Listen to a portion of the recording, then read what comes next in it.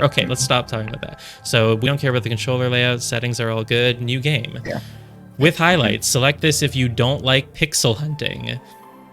Select this if you don't mind finding all clickable spots on your own. Gosh, Please play with highlights on. Yeah.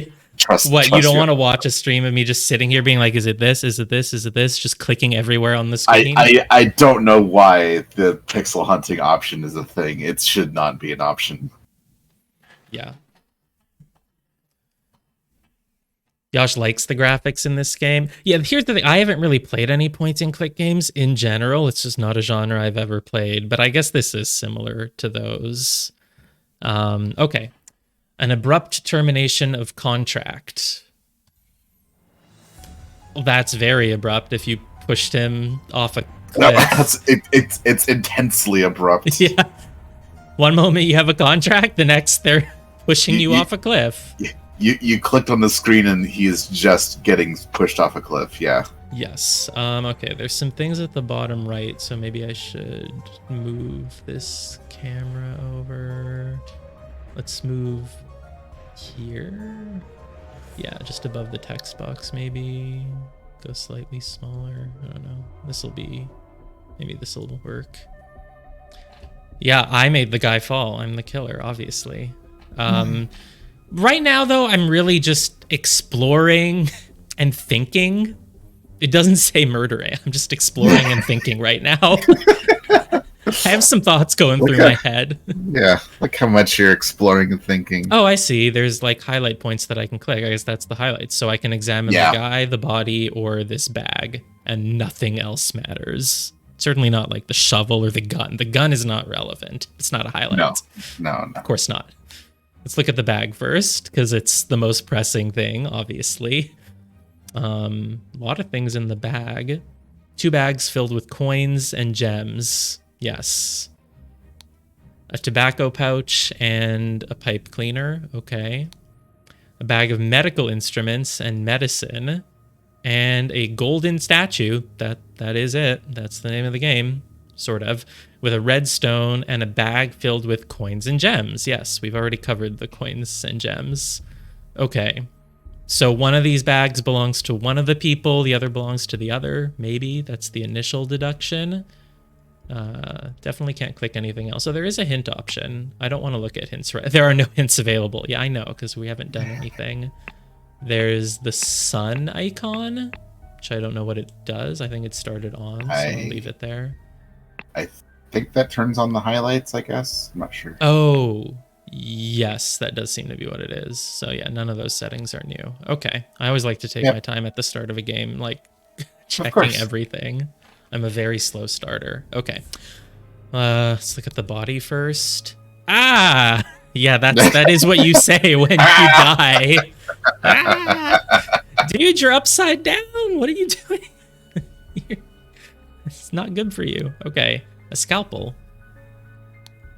And oh, this clue has been added to the thinking panel. This one's important. Aha. So this is a clue that we have to think about.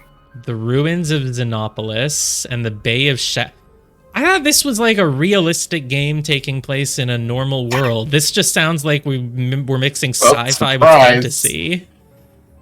No, this is to just be like the 1600s or something. I mean, you could have a Bay of Shadows in the real world. It just sounds fantasy. Ruins of Xenopolis. Oh, I've taken Xenopolis. I've taken ruins. I've taken Bay. I'm taking Shadows. Horn. Oh my god, I'm getting everything. Can't have Horn twice. All right, so I've just grabbed a lot of words to think about, I guess. What happens if I like click them? Okay, I can move them around.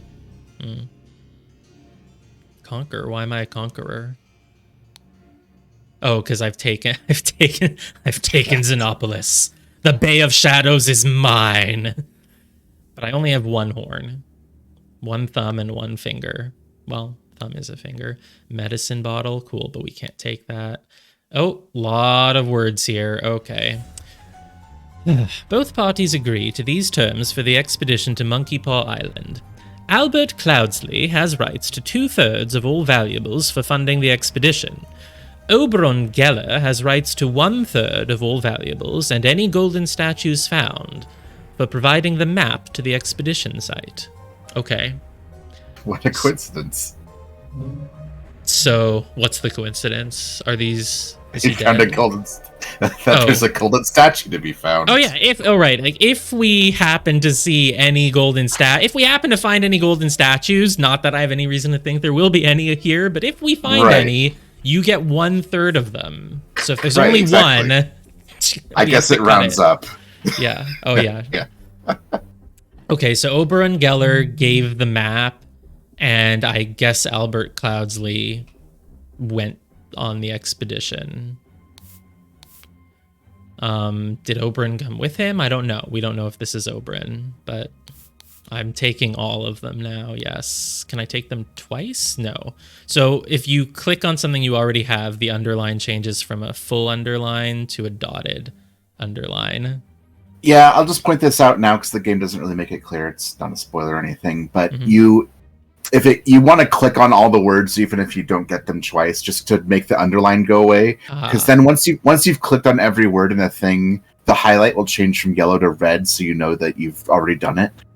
But it'll stay yellow unless you've clicked on every word. It's kind of silly, but so it would make you think that there's something else. Yeah. Yeah. Wait. But generally speaking, the red highlight means you've seen it. You've seen everything there, and the yellow highlight means there's still something to see. Oh, okay. Koopa scared me for a moment. Who are you? I was like, is Discord not coming through? Y'all can hear Para, right? Okay. And yeah, has the game started yet? Literally just started. Like, literally, I just clicked start game, and it brought me to this screen. So if you just popped in, you might think like, oh, we're at the climax. The murder has been happening. We must have reached it. Like, no, it just started. This is the ending, the dramatic ending with the lightning in the background. Started like this. Where our main character, either Albert Cloudsley or Oberon Geller, has murdered our secondary protagonist, either Albert Cloudsley or Oberon Geller, by pushing him off a cliff. Yep. They call it in media res or something. And the English accent is my default for reading letters, and in this case I think it fits. These are clearly British people, obviously. Okay. So we examine the body. Only the British would murder a guy by pushing him off a cliff. Examine the note. They're on an expedition. Oh, it's 1742. There's the date. I missed that. Yep. And yeah, he said when he died. I've also figured it out. Yes, that is interesting. I thought we're supposed to be solving. This is supposed to be a whodunit, I thought, not a howdunit. I knew what you were plotting, you snake. And I'm holding a pipe.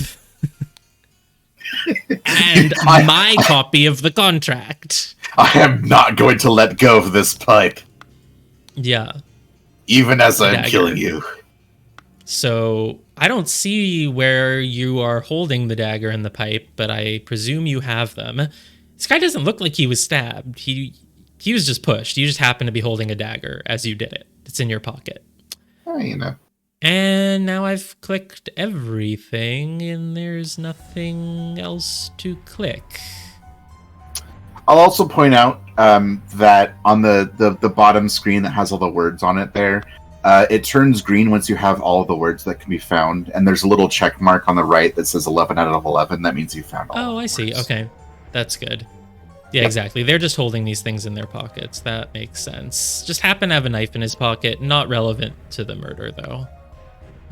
I've solved the murder. Well, we don't know who is who, right? So, I mean, why would it be obvious? Because, like... based on the contract, does one of them have more reason to kill them? Like, you're already getting 2/3, so you don't need the rest of it. If you're only getting 1/3, you have more of a motive to kill, I guess. But yeah, we don't know who is who.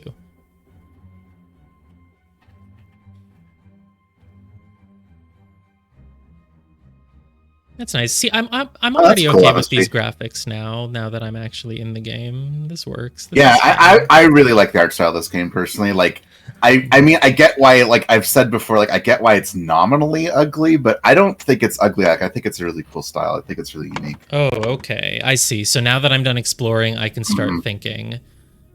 And They can start thinking at any time, but oh, yeah, that makes sense. But since I have everything, it's probably time to start thinking. So the camp is in something of something. Let me look at the map. How do I see the map again? That wasn't the map. This... Where was the map? Oh, there it is. So... is the base, is the camp in the ruins of Xenopolis? Yeah, I was saying earlier that I thought the art looked really bad in screenshots, which made me not want to play the game. But now that I'm in it, I think art usually works better once you're in the game. Yeah, it makes sense. You can start thinking at any time. That is a good life lesson. So, I mean, are we in the ruins of Xenopolis? Is that what I meant to click? Maybe. Oh, I can't. Oh, I'd have to drag it over. So, like, camp is in the ruins of Xenopolis. Yeah, I figure. I mean, it could be somewhere else. Where would the camp be? Maybe the camp isn't literally in the ruins. It would be just... I mean, we're on a cliff, and I can see this off in the distance. So does that help me? I guess it's it's the Horn of Thumb, because you can see the two things off in the distance. Yes. Horn of Thumb. So, Horn of Thumb. And I only have Horn once, so I can't use it anywhere else. When a scroll is completely filled in, words can be dragged directly from the slots. Oh, I can't right, so use Horn. You can still use Horn. You Yes, just have to drag it from the... Yep. So someone pushed someone from a cliff in the Horn of Thumb of Monkey Paw Island, I'm assuming. You thought the thumb was the two? Oh, that makes sense. It is a horn, though, so this is a horn. I can see why that one would be confusing. Yeah. And so I just need to figure out who is who. Okay. Well, I don't think it should just be a guess based on, like, well, does the person who got 2/3 want one more third? It's right. This is a doctor. Oh, he's a doctor. He has the medicine bottle. Right. Okay. Yeah, you never have to guess in this game, and I knew you figure that, but no guessing. So the dead guy is the doctor, which is Dr. Oberon Geller. So Oberon Geller got pushed by Albert Cloudsley. I'm glad we're starting off easy. See, this is already not like the Obra Dinn, which starts you off with a million things. That's why I recommended this game, because I thought that the way that it's structured would be a little bit easier to get into. It's going to be like this, where you solve the case, as you see it, as opposed to Obra Dinn, where you see a memory and it's two people getting blown up by a cannon. You're like, I have no idea who these people are, and it doesn't matter, and it will 5 hours down the road I'll know. But this game's not like that. So there you go. So, while Dr. Oberon Geller was surveying the poor weather with his looking glass, his expedition partner, Albert Cloudsley, Esquire, is that what that is? Suddenly pushed him off the cliff. Suddenly. That's a huge looking glass. That telescope there is just It is. Okay. Stay and explore, because I didn't put in... I mean, I guess these are just... once you fill out the whole main mystery, it finishes. You don't have to do the rest. The rest are just there if you want to do them. Obviously, the people panel will be more important when there's more than 2 people. Great. Okay, and so now I'm done. And now, how do I go back? Do I? There should be a way. Yeah, home is fine. Does that mean I've finished the chapter? Yeah, you finished chapter 1. That's it. Well, it's not chapter 1. Chapter 1 is these 3 episodes. Oh, okay, I see. I think this is oops. Yeah. So it's chapter 1, episode 1. Okay, and so the conclusion that I got is the eye over here now. That makes sense. Yeah. I mean, it was definitely abrupt. They told me it was going to be abrupt, and it happened, and now it's done. So yeah, okay, it was abrupt. Great. This game eases you in a little bit, which is nice. It gives you like a fairly easy mystery to solve, but it still does have a couple of deductions. Like the thing about the islands in the background, that was you had the correct deduction, and that's the kind of way you do need to think in this game, you know. Exactly. Yeah, it's really leading me in. It makes me feel better. There are definitely deductions that you have to make, you know. I won't say anymore, but okay. The untimely passing of a rural gentleman. Oh no, the killer is not like on screen performing the act. Oh, I'm not ready for this. Oh, there's a horse. Probably not the killer, horse. Is he the killer? It's the only person on the scene. Yeah, I get that now. So the things on the right are just to help you, and then the left scroll is the important one. Okay, let's just go in order from left to right. Is this a statue? It's another golden statue. Maybe it's the golden statue that they found on the expedition. I don't know if these things are like happening at the same time, but we'll find out. Because it could be the same statue. It could be the next day. Someone brought the statue over to their house. Not the same person, though, I don't think. There's a yacht venue when. This clue has been added to the thinking panel. It is a jacket.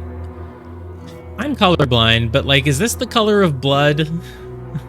It's not. It's it's yellow. like green. Yeah, yellow. Exactly, it's yellow. Okay, and there's like some tools. It's a reasonable in the question. Pocket. Yeah. Color of mustard is about right. Makes sense. And so it was added to the. Oh, I see. That's what it means when something is added to the thinking panel. That means you get it over here. So this is some sort of attire, but we don't know what. So I'll have to figure out what sort of uniform or outfit it is. Identities to be discovered. There's only one circle, so it'll probably just be that guy. Oh, this is a clue. It's just a painting. There's a red dot on it, though, which I don't think is part of the UI, so it's part of the painting. It's part of the painting, yeah. Yeah, there's a red dot. So maybe it's just a tomato, or maybe it's relevant. Doesn't look like blood. I mean, one single spatter of blood? I don't know. Yeah, it's a sniper laser. Okay, a map. Oh, it's Woodshire, or Woodshire. Crow Tower. Oh, I can grab them. And Blackfield. Blackfield named because there's a black demon in it, apparently. This is some sort of compass? It's like a tri-directional... I don't know what that is. That is actually never noticed that. Oh, they all have icons. I didn't even notice. There's the black demon. There's a kind of crow wizard, and there's this little spiky dude. Cool. The spiky dude. It is August 23rd, probably, unless they just don't know the date. The killer could have changed the date because they knew that I would be here, you know. Spontaneous combustion. You just happen to be taking notes on this? I, Sebastian Cloudsley, will share my humble contribution to the science of anatomy and chemistry. Well, okay. Yeah, exactly. I mean, is this how calendars worked back in the day? You had to, like, move over a little box every day? I don't think. I don't know. We don't do that today. Oh, all right. Full diary. Noon, I woke up. It was a beautiful day. At 12:30, I washed and dressed in my dining attire. And then an hour and a half later, I dined. I had a beautiful roast duck for lunch. Then, of course, I changed to my hunting attire. It took 2 hours to eat. And then I rode to hunt badgers. But no luck today. Lucky for the badgers, though. No badgers. And returned home. Changed to my researching attire. We have to change our clothes to the proper attire. This is how we do it in 1786. Yes, and you also go into your diary and talk about how you changed into your attire. Yeah, it's. He doesn't talk about what. It's not important to talk about what you researched or what you were doing in your research attire, but it is important that you document the change of clothes. Yeah, literally, like, you changed to your research attire, and then an hour later you changed back to dining. Like, you didn't have time to get much research done. Had a tasty beef loin for supper, and then filled in my diary. Oh, you filled it in all at once at the end. Okay. And went to bed to continue reading for my research. Great. Okay. Great. Yeah. Oh, still can't put in the identity until I examine his body. There's a ladder. Tall, rickety ladder. Henry Clover, lead poisoning. Henry Clover wrote a book about lead poisoning, and he had a lot of difficulty knowing what to call it, but he landed on lead poisoning. Lead poisoning. I mean, at this time, the 1786, there was only one book about lead poisoning ever written. Like, the next feel like one will have to come up with a unique name. This is pretty anachronistic, because, like, it's the 1700s, so the book could be called, like, A Treatise on the Effects of Lead Poisoning on the... on people ages 21 to 28.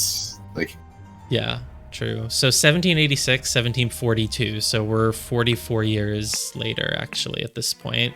So it's probably the same golden statue, and it probably will just continue to appear throughout, like, most of the game.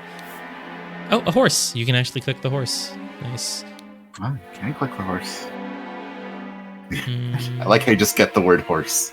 I like how this creepy mask is not relevant, which makes sense because it's not like the mask would kill anyone or be a murder weapon. And he's dead. I see. We followed the Ace Attorney strategy of clicking on the body last. Yeah. The man is not breathing. Yeah, I mean, I figured his head is badly wounded. Okay.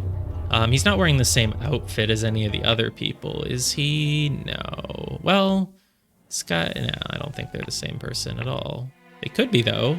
I mean, it's 40 years later.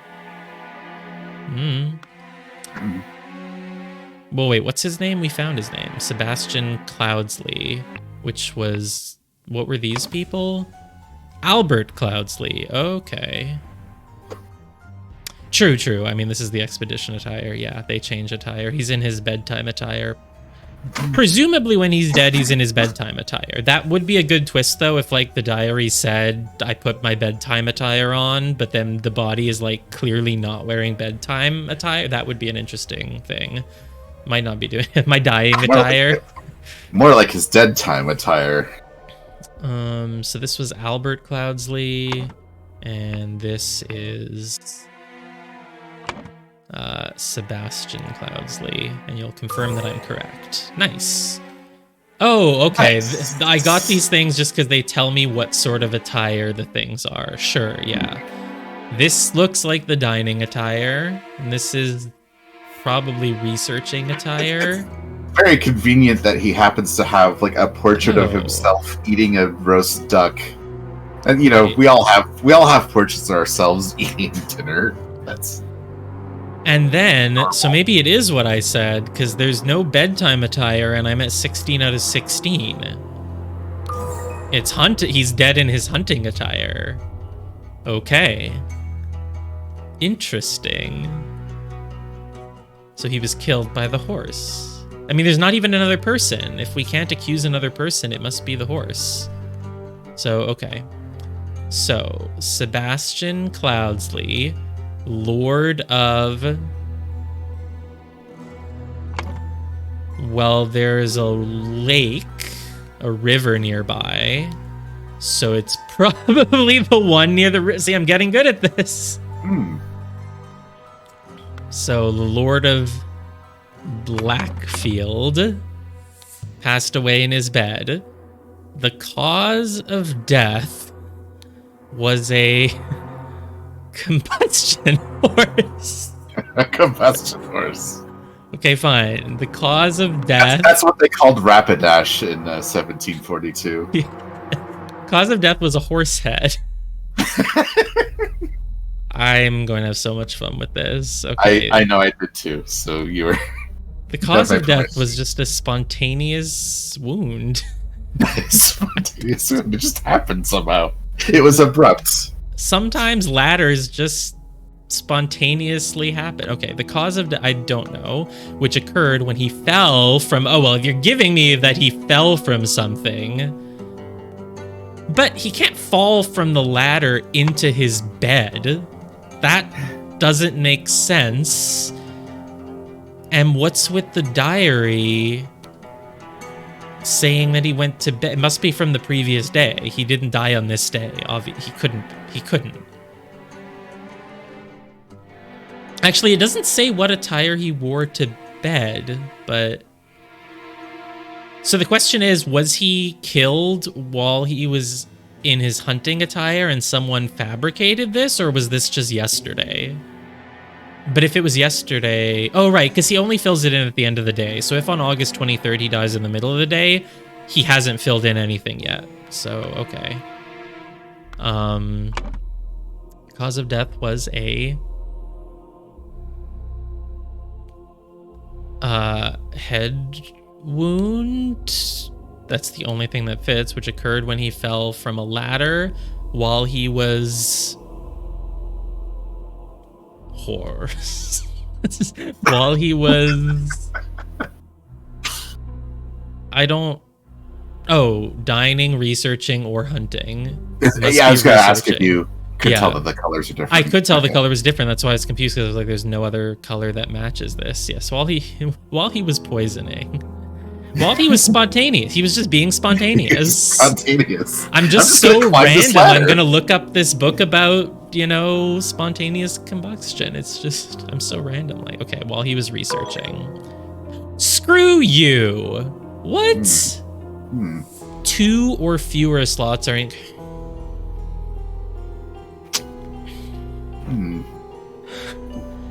I mean, if he fell from the ladder, he was definitely researching. He wasn't dining or hunting. Yeah, I missed a clue. I mean, you can't fall from a ladder and land in your freaking bed. You simply cannot. So that's already, like, not correct. That's already weird. I should have known it wasn't that easy. I mean, the horse... Wait, are there? I mean, I don't know if there's red herrings, but there is a horse. I mean, yeah, okay, so he didn't fall from... Right, there are 2 things he could have fallen from. So he actually probably fell from a horse while he was hunting. Okay, that's better, I guess.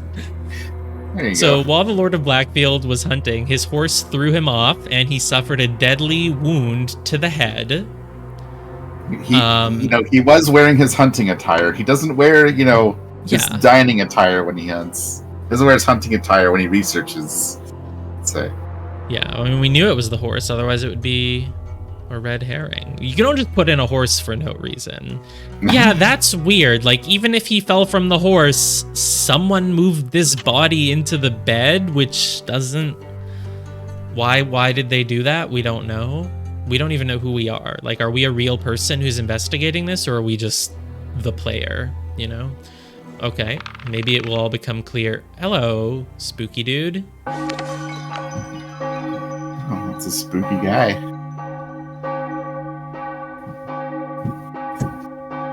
Oh, this was his... He had a funeral. They made a statue of him. I guess this is important stuff to set up for the 3rd case. Okay. So he died. Because he died, we rang a bell. Is that how things work? I don't know. We rang a bell. We had a funeral. He got a statue. So he was born in 33 to 86. So he was 53. I'm so good at math. He was 53. So he's 53 at the time. This person 44 years earlier must be his dad. So... But did he wear his funeral attire to his own funeral? So this must be his dad. This is Albert Cloudsley, then Sebastian Cloudsley. Okay. So I wonder if the structure is going to be that, like, these first 2 are really short, and then this is going to be, like, a longer one. The dramatic departure of an outsider. Yeah, are you this person's very dramatic. They're just like, very well, dramatic. there is a burning corpse next to them. I wasn't really looking, but they're just like, I have to lean on this wall. Okay. Wow. See, I didn't expect that every thing in this game would just be one screen. I assumed you would be like moving around, looking at a bunch of areas and collecting like a million pieces of information. But I guess it's... Okay. So let's save the body for last. Spare me, devil. I was simply following orders. Okay. Oh, it's the astonishing monkey man, property of the Pear Brothers. Yeah, I mean, this seems like an accomplice at the absolute very least, yes. It's a pretty astonishing monkey man. Yeah. Just happened to have this in his pockets. It's not related to the murder. How could this possibly be related to the murder? This, though, is a knife. It is a knife. Wait. Is it telling me that this is a knife, or is it telling me that this is the A knife? Because it has an A on it. That's a good question. I feel like, is that an intended mystery? It's the A knife. I'm gonna find a B knife somewhere probably, and it will be called B knife. Okay. What the blazes? That's. I'm glad you have time to make puns. That means you're the killer because you're calm enough to be thinking of jokes. It's the August Jockey Club Derby. So race 3, win goes to Raging Sultan, and you wagered 35 pounds. There's no place and there's no show listed. I don't know what that means, but okay. It's this guy. Now, if it's all the same to you, I will take my leave. Oh, this was what, business for you? You're also like an accomplice or something. Oh, it's spontaneous combustion. Oh, yeah, we were reading about that last time. It comes back. So, okay, to perform the combustion trick, you must first cast a freezing... My god, I thought this game was going to be realistic. Are you saying this isn't realistic? Yeah. You've never used a golden idol to cast a freezing spell before? Oh god, yeah, it's from the idol. I see the sacred glyphs for combustion on the idol. I mean, yeah, this is how spellcasting works. You do need to know the proper glyphs, So why would a freezing spell lead to a combustion? That's my question now. Okay. And so maybe you need the idol to cast the... Wait, is the freezing... The idol... The glyphs are for the combustion, not for freezing? I can't tell if this is the same thing, but okay. I don't know the science. Is there a real world science thing for why like freezing something would make it combust more easily? I don't know.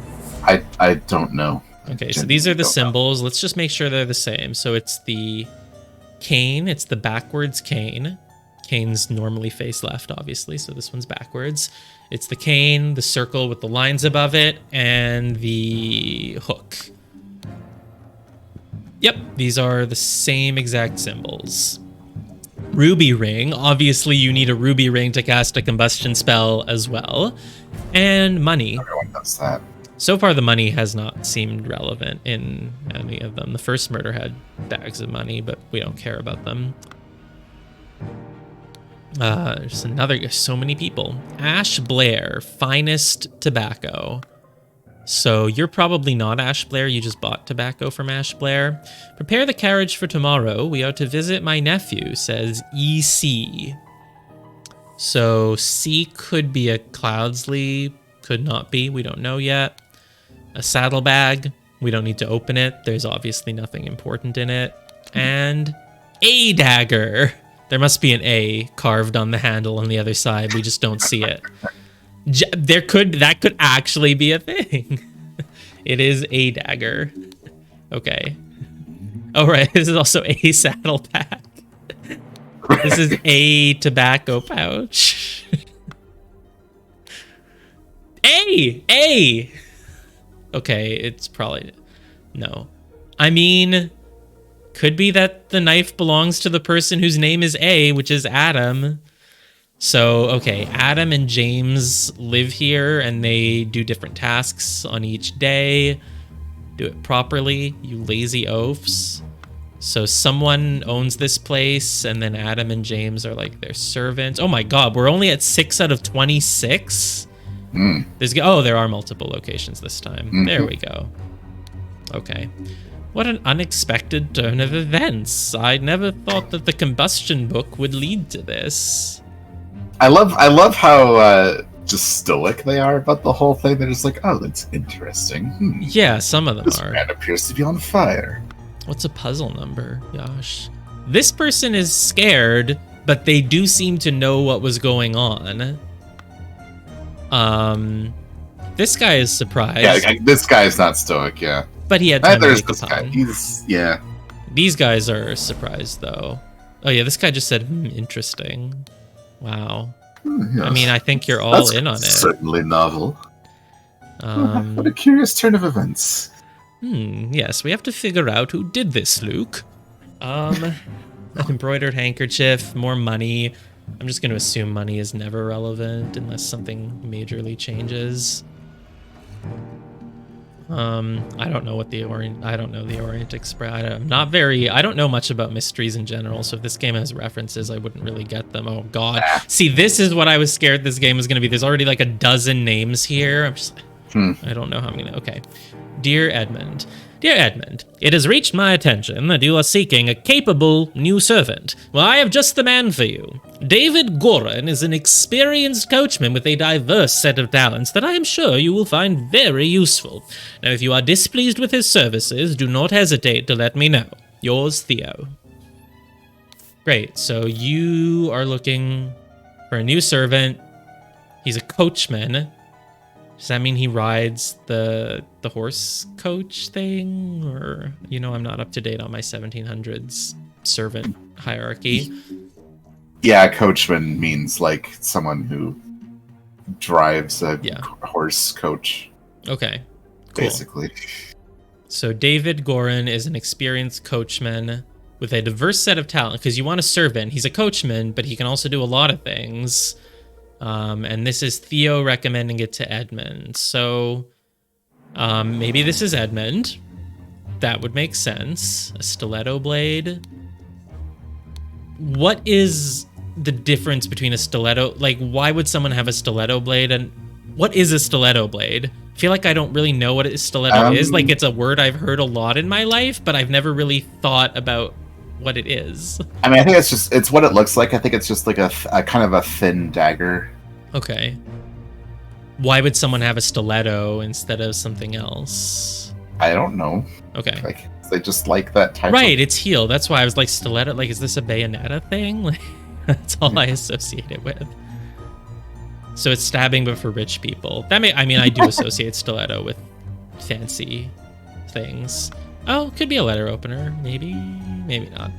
So Lord Edmund Cloudsley's Edmund. Okay, so this is probably Edmund. What's the date? 1786. So that's the same date as the previous one. This was 1786, so we're just the next month. What was this guy's name again? Sebastian. Sebastian is this one. This is Albert. And now we have Edmund Cloudsley. But obviously it's not his son, because it's, well, I mean, it could be, but it's, 2 days later. It's not a descendant. I mean, this guy does seem the most rich here, plus he has a stiletto, so, okay. And Lord Edmund Cloudsley's speech stirs Parliament, so Edmund is some sort of politician. Okay, let's go over everything so I can see if any of it makes more sense with context. You're following orders. You bet on a thing. You want to take your leave. You don't live here. You were just brought in to... You're holding the idol, though, which did belong to dead guy Cloudsley. But You're leaving. You don't live here. Don't know about you. You could be Ash Blair, but you could have also just bought this from him. Is that a monkey? It looks like it. Kind of? I'm not really sure. I think it's a monkey. Does it look like this? It doesn't look like this monkey either way. This one has a hat on it, so. No. Okay. The Ash Blair monkey is much less astonishing. And so Adam and James are the servants here, but they are not the same as the new servant, David. Okay. Check this. Oh, this tells us where we are. This is the little spiky dude. This is the spiky dude, which means that we are currently at Woodshire. And Woodshire is a building, as you can see, and it is a building, so we're at Woodshire. I like how the puppet has to, like, come down every time. Okay. So we're at Woodshire. Let's examine the body. There's nothing to really click on with this body. I mean, it's on fire. What else do you need? You know. A scorched horsebrush. Okay. And a scorched knife. So, I mean, everyone just seems to have knives in this game. You just carry a knife around. It's normal at the time. Everyone's ready to do some stabbing. Yeah. So this was the horse groomer, I guess. Which means horse grooming, what day is it? Okay, you have this thing from a Monday. Does that mean it's Monday right now? I don't know. But if it's Monday, then if I'm meant to just kind of take it at face value and say that means it's Monday, then the person horse grooming was Jay, which is James. How do I know that it's where are the names of the people again? Oh, what was this? Prepare the carriage for tomorrow. We are to visit my nephew. So EC is Edmund Cloudsley, who's visiting his nephew here. Maybe. I don't know. I think it was Adam and Adam and James. The names are right there. It's like, how do I know this is J and A, but where were the names Adam and James? They're right there. So James presumably is dead if it is Monday, because you use the horse brush to groom a horse. Okay. Oh. The pear twins. The pear twins are the ones who the astonishing monkey man is property of the Pear brothers. Yeah, James is the one who is assigned to die on Monday, Tuesday, Wednesday, and Albert dies on Thursday, Friday, Saturday. Yeah, if it's Thursday, then it's gonna be Adam who's dead instead. How it works. Okay, so the Pear brothers. I mean, the Pear brothers, twins. A and J. So, but this is like a child's thing. So either they're currently children, which I would say no because this person looks tall, or they lived here since they were children, because that's why they would have scrawled on the walls. And then there's the Fat Lord, who has the hat and like the little type of hair. So Albert and James work for this person, the Fat Lord, who they don't like. There's a bird. Bird's probably not relevant, but there is a bird. So this guy has the curly hair thing. So, well, only one of them's on fire now. Adam is alive somewhere. Is this Adam? Because he's the only one here who's not like dressed like he's rich. So, oh, this guy also has the hair thing. I mean, everyone did apparently at the time. So we don't know which one of them is Lord Fatso or whatever. Okay. Batley, Cloudsley, and Cubert. Okay. So Batley, Cloudsley is a... These are probably like house crests or something, I'm guessing. Cubert. So, oh yeah, Cloudsley. Cloudsley's our main guy, our main family that we're following. So Cloudsley is the swords with foxes, and Badley is the spiky dude. I don't think any of these symbols correspond to... No, this is like a wizard or something. Or no, it probably is the same symbol. So this is Blackfield, and that is the fox with swords, actually. I thought that this was like 2 arms and 2 legs. Yeah, I see what you're seeing. Yeah. But no, it is actually, and now I see it as a fox head. Okay, with a long nose here. Yeah. Okay. So this is where the Cloudsleys live, which makes sense because that's where we are and where Cloudsley died. And then Crow Tower has that 3rd symbol. Is that this? That's not the same though, is it? This is a palm tree with a sun behind it. And this is not. I can't quite tell what it is, but I don't think it's that. So, yeah.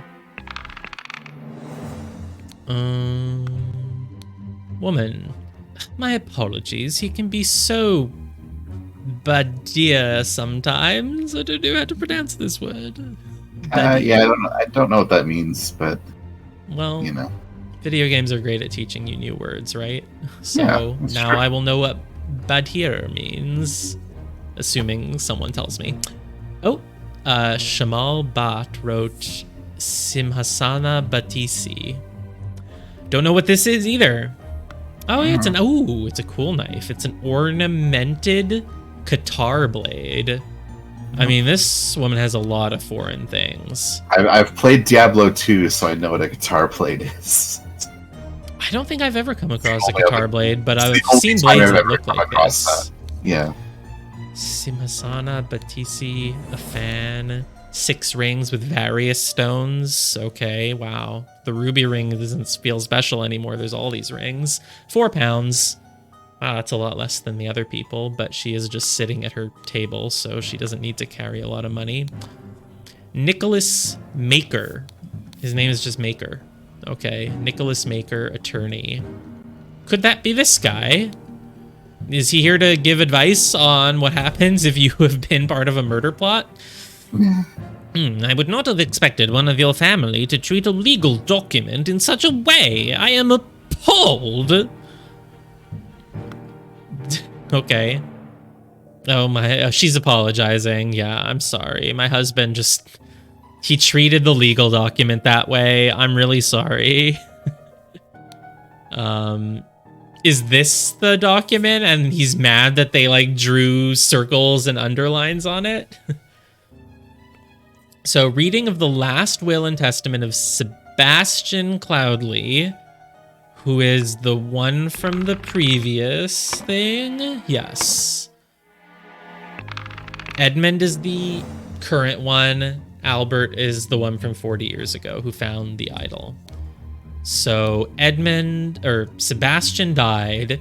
Edmund lives here. Oh, I see. Okay, here's the family tree. So September 7th, that's the day that we currently are according to this as well, right? Yes. Okay.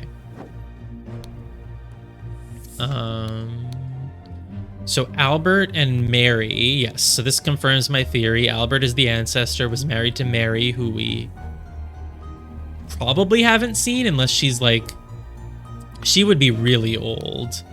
And I don't think that's her, maybe. Oh, okay. So the Cloudsleys gave birth to these... Right, Rose married a Cubert, so now her name changed. And Beatrix married a Batley, but she's so unimportant that we don't even need her name. Edmund, Sebastian. Okay, yeah, so they're brothers, of course. He's the testate? I don't know what that word means. Yeah, we're going to be learning a lot of words. Oh, she's dead. I see. That makes sense why she's not relevant. She is dead, and she just died some other time. She's not important. Died of dysentery. Dysentery. Peter Having made Batley. a valid will, so he is the will haver. That's what a testate is. Okay. He's the one who has an estate. I guess. So it's his will, basically. Yeah. Oh, right. Which, yeah, it says that at the top. Yeah. Okay. Yeah, it's not really a spoiler or hint or And then anything. there's Willard Wright, the associate, and there are 4 inheritors all present. Yeah, there are certainly a lot more than 4 people here. Okay. Testate is a person who has died leaving a valid will. So if it's not valid, you're not a testate. Okay. Okay, so Edmund is here, probably the guy standing right outside the door. Probably the one who owns this place. Married probably to this woman sitting at the table. Rose, unless this is Rose. Maybe this is Rose, and she came here because of the... I don't know what sort of clue it is that she has all these foreign items. There are no other women here that I can see. So, Beatrix doesn't matter. Peter Batley is maybe here. There's 4 inheritors. There's Willard Wright, who's an associate. I don't know what that means. Okay. Oh, you were saying, right, yellow means there's still things to be clicked, and I hadn't clicked. Why does everyone have a ruby ring?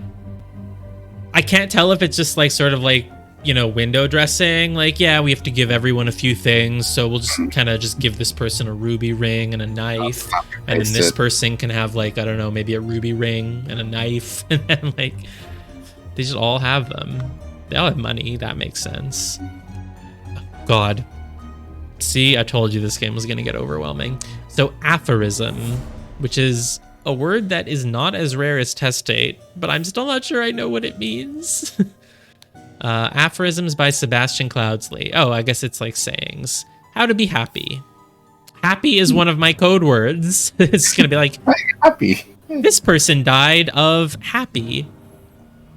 Eat a hearty meal every day in your eating attire, of course, and do not waste your time on trivialities. Unless you're in your triviality attire, then it's okay. Yeah, right. Do not waste your time with trivialities unless it's changing into your dining attire. That is not a triviality. That is crucial. That is important. Yeah. How to avoid being upset. I know, it's a self-help book, basically. This is a self-help author. How to avoid being upset. Strive for that which holds meaning, such as, you know, hunting and dining and researching, and do not shrink from responsibility. Thanks, Jordan Peterson. Is that how you avoid being upset? Like, I feel like that's more just like, that should be how to be inspired, right? Like, oh yes, as long as you strive for meaning, you'll never be upset. Nothing will ever go wrong or make you angry as long as you've been like trying to do something meaningful. Okay, how to be inspired. Just take a walk in your forest. In your forest, though. Like, if you're not rich enough to own a forest that is literally yours, then you can't really be inspired. Breathe the fresh air. He's not wrong if, you know, if you just, like, just go outside. How to be inspired. Touch grass. How to avoid being scared. How to avoid being scared. Just don't be scared. Yeah. Be strong instead. Just be happy. Yeah, just be happy. Eat a hearty meal every day.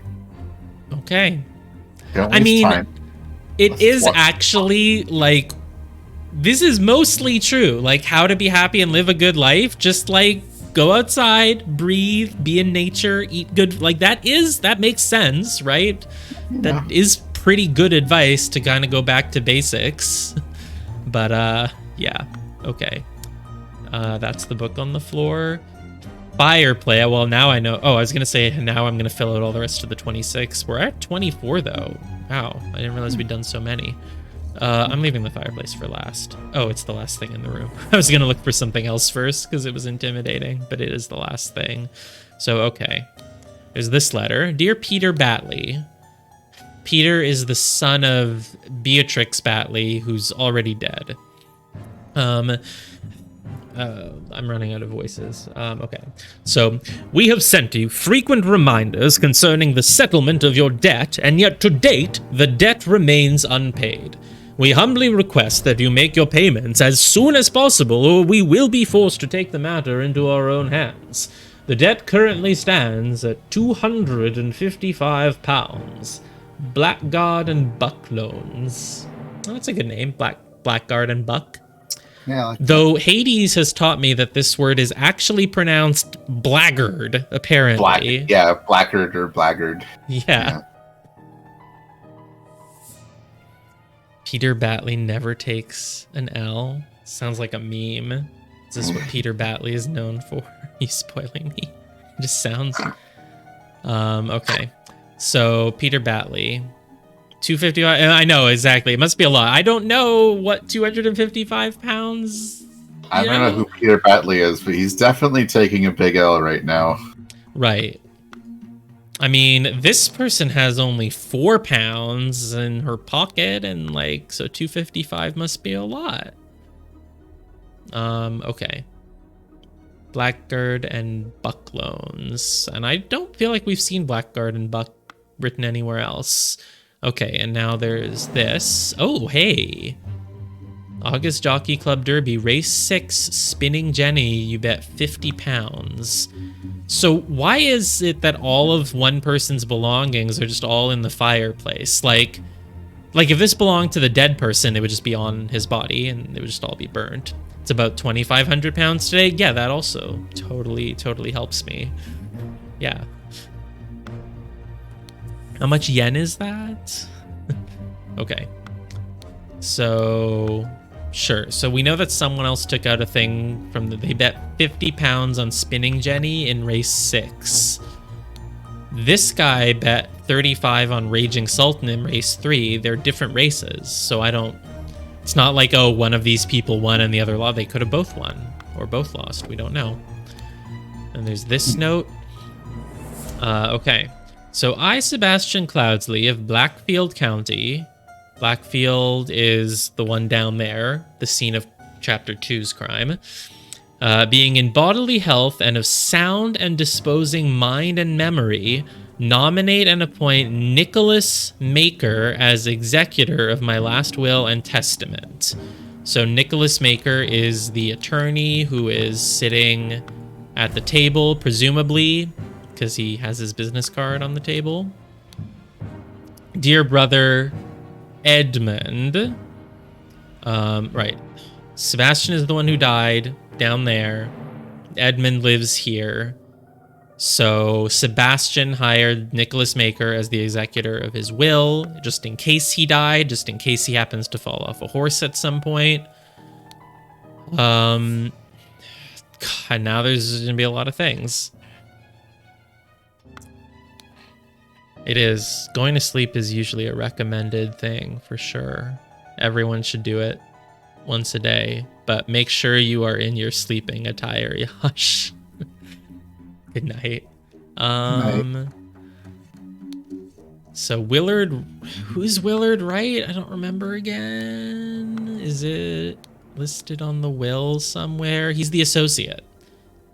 He's an associate. What is that? Is this someone you work with? An associate is someone you know? A friend of the estate? Okay. So, dear Willard Wright, R. Rose Cupert. What does the R mean? Are there any other words that end in R? Willard? Not really. Oh, regards, Rose? Nope. Show you how to sleep. Well, I mean, it basically looks like this. Just do what this guy's. Oh, you can't see this guy. He's asleep. Just be like him. Yeah, just without the head wound. Yeah. Preferably. If you just fall off a horse, you will end up in a perfect position for sleeping. Yeah. Okay. So it's interesting too that the R. Oh, it's deer. It's deer. It's okay, fine. It's right there. It's right there. What word could that be? Yeah, I was overthinking it a little bit. It happens in this game, I understand. Though it's interesting that the underline, see, the underline here doesn't have deer underline, but here R is totally underlined, but I don't think that means anything. That's kind of weird. That doesn't mean anything. Yeah. It's just a weird... This clue has been added to the thingy panel. I bequeath to you the goal... I know what this one is. It's the golden idol. You know what to do with it. Something, something, the golden idol of Xenopolis. You will... Yeah, this doesn't help me. Okay, we're gonna have to just kind of piece these together. So I want you to put your sharp mind to better use than mere politics. Oh, is politician not a respectable enough job for you? So therefore, I bequeath you my tomes of spellcasting so that you can learn how to do that. I bequeath... This looks like, is this research? The notes from the research I have undertaken on astronomy? Really? You think astronomy is better than politician?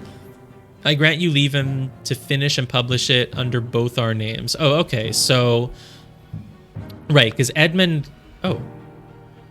The camera that everything can move here. That's weird. Wait, it wasn't always like this. Why is it? Oh, because I've zoomed. This is the first. I accidentally zoomed. I didn't even know that you could zoom. Neither did I. Yeah, wow. I just touched the scroll wheel by accident. So that's Edward, helpful in case you need to look in any detail thing. Yeah. It doesn't usually seem necessary because you have all the highlight things. Not usually. But, yeah. So, okay. So Lord Edmund Cloudsley is probably this guy. He has an article praising his own speech, basically. Oh, you can't click when you zoom? Yeah, you can. But it's very weird because the screen kind of moves around. Not into it. It's like headache inducing. Okay. So yeah. So this is basically all the will. For whatever reason, they cut it up. They really don't want anyone to see the will, which is awkward because wait. Because yeah, it's awkward because the lawyer is right here, and that's why he's upset. Like, that's why he said, I can't believe you treated the legal document this way. I thought it was just like, oh, did you spill something on it? No, you cut it up into pieces and burned it.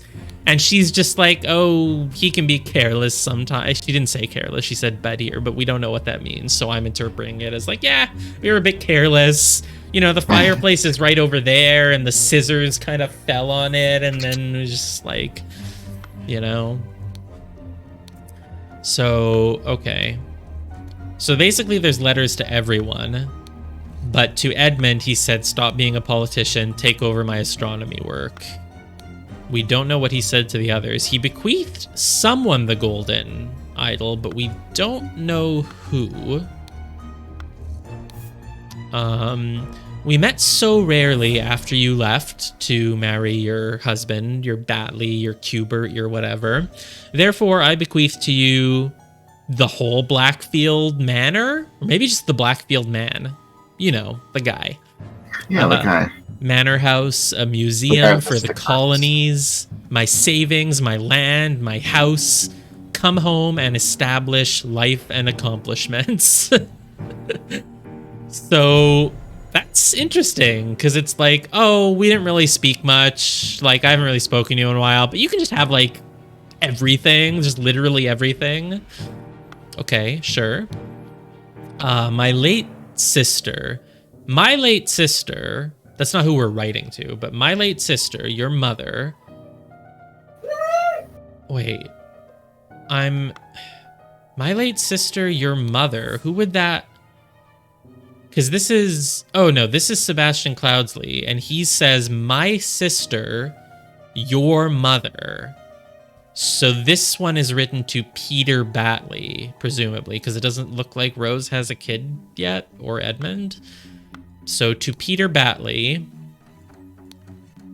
something, financial troubles to me, long disclosed, help you, and I resolved to bequeath to you, provide the compilation of my aphorisms. Oh no!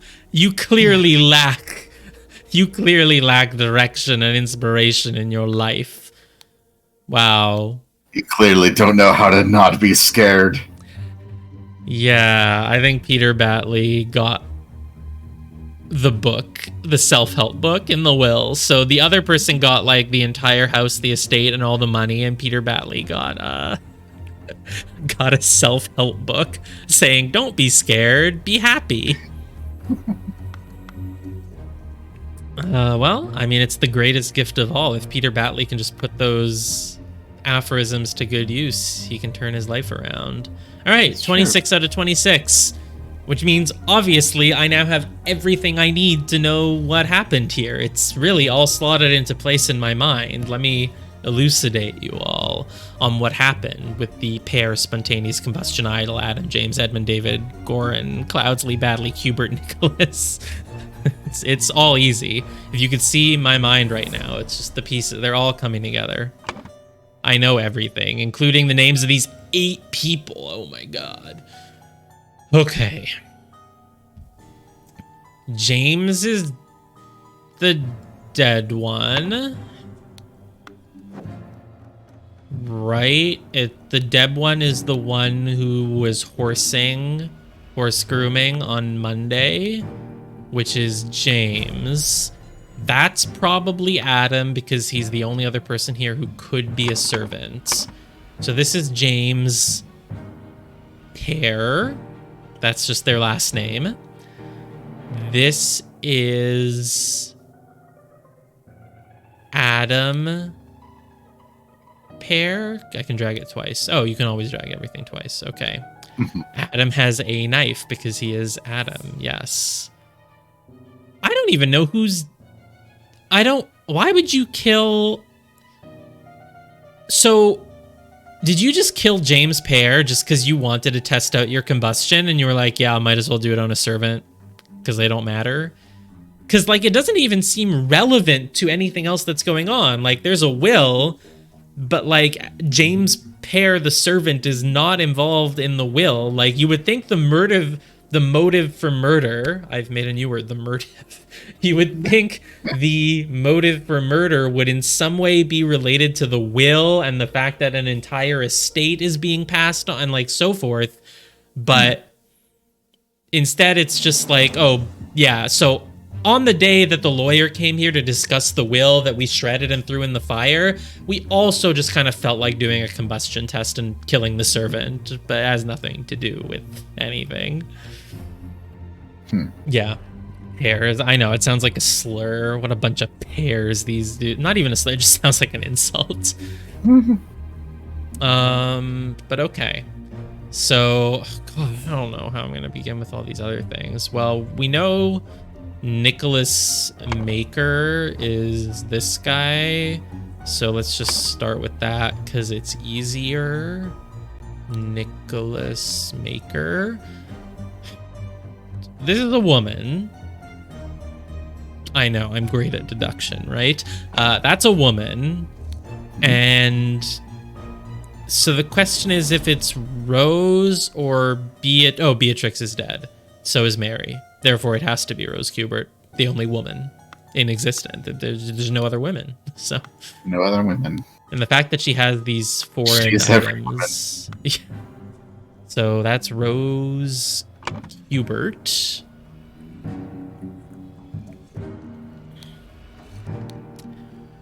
Okay, this is Edmund Cloudsley, who owns the estate. Maybe. This is the only other guy with, like, the white hair thing.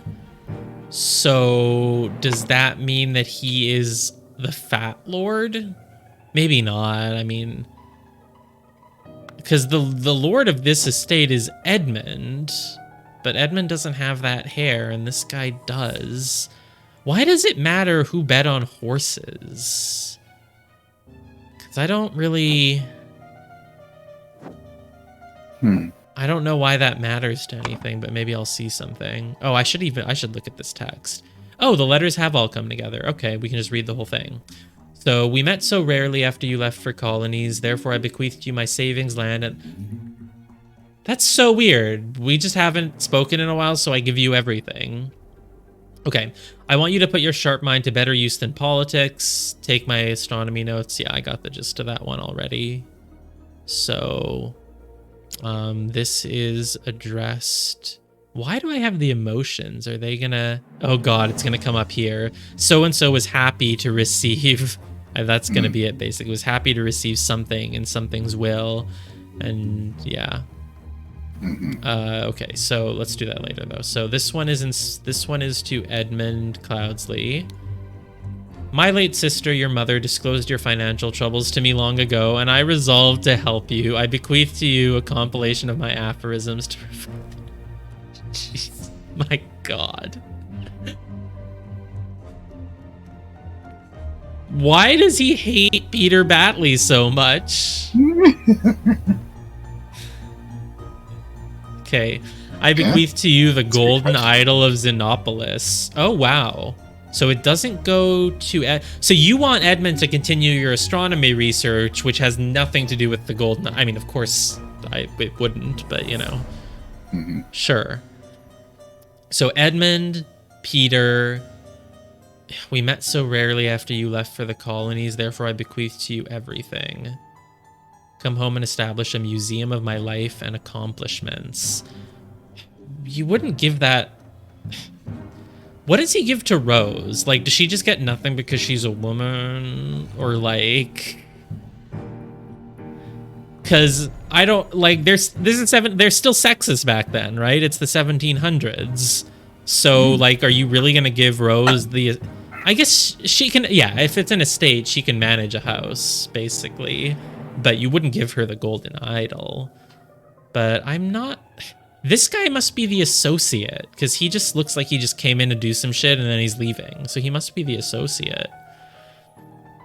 So who's left? Who have I not put in? David Gorin, Willard Wright, and Sebastian, and I don't have another last name. Oh, Sebastian is a Cloudsley, right? Sebastian is a Cloudsley. Oh, he's the test date. He's well, wait, he's... Oh, he's not... No, he's dead. He died. He's not one of these people. He fell off a horse. Yeah, he fell off the horse. He's not here anymore. So I shouldn't need to use the name Sebastian. It would just be here in Sebastian Cloudsley's will. But that's weird now because now I have 3... Oh, right. Peter Batley is one of these. Right. I put his name in here, but not here. So one of these is David Gorin, one of them is Willard Wright, and one of them is Peter Batley. So Peter Batley should be the youngest, but none of them really look young, TBH, unless it's this guy, but I don't think it is. That must be the servant. So... It's hard for anyone to look young in this game where everyone's faces are melting, basically. This is... he could be young. I mean, is this like natural, like white hair, or is it just a style that people have where they put on those like white wigs, like the judges and stuff do in England? There were wigs. This is an associate. He screams associate. Wait, he has the idol. He has the idol, so he's the one who was bequeathed the idol. The average age for inheritance is in the 50s. Oh, that's... Well, no, yeah, but... Well, because... He's...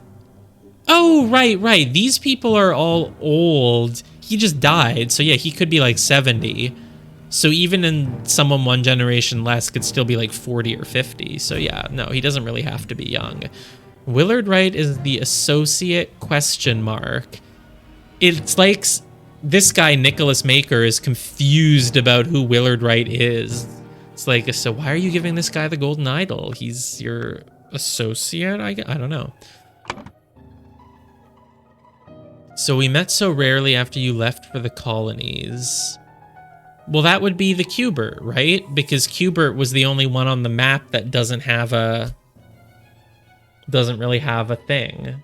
Doesn't have its icon on the map of the nearby areas. So since she became a Cubert, she probably left. I guess it makes sense. Yeah. I'll put it in tentatively for now. Oh, whoops. I didn't mean to move it. Rose, Cubert can go back there. So David Gorin. So one of these is Peter Batley. This The young dude that she has in the Indian stuff. Oh, that's true. Is that relevant? I bequeath to you, because it would say, so I bequeath to you a compilation of my aphorisms. That's to Peter Batley, but he just threw it on the floor, obviously, because he doesn't want them.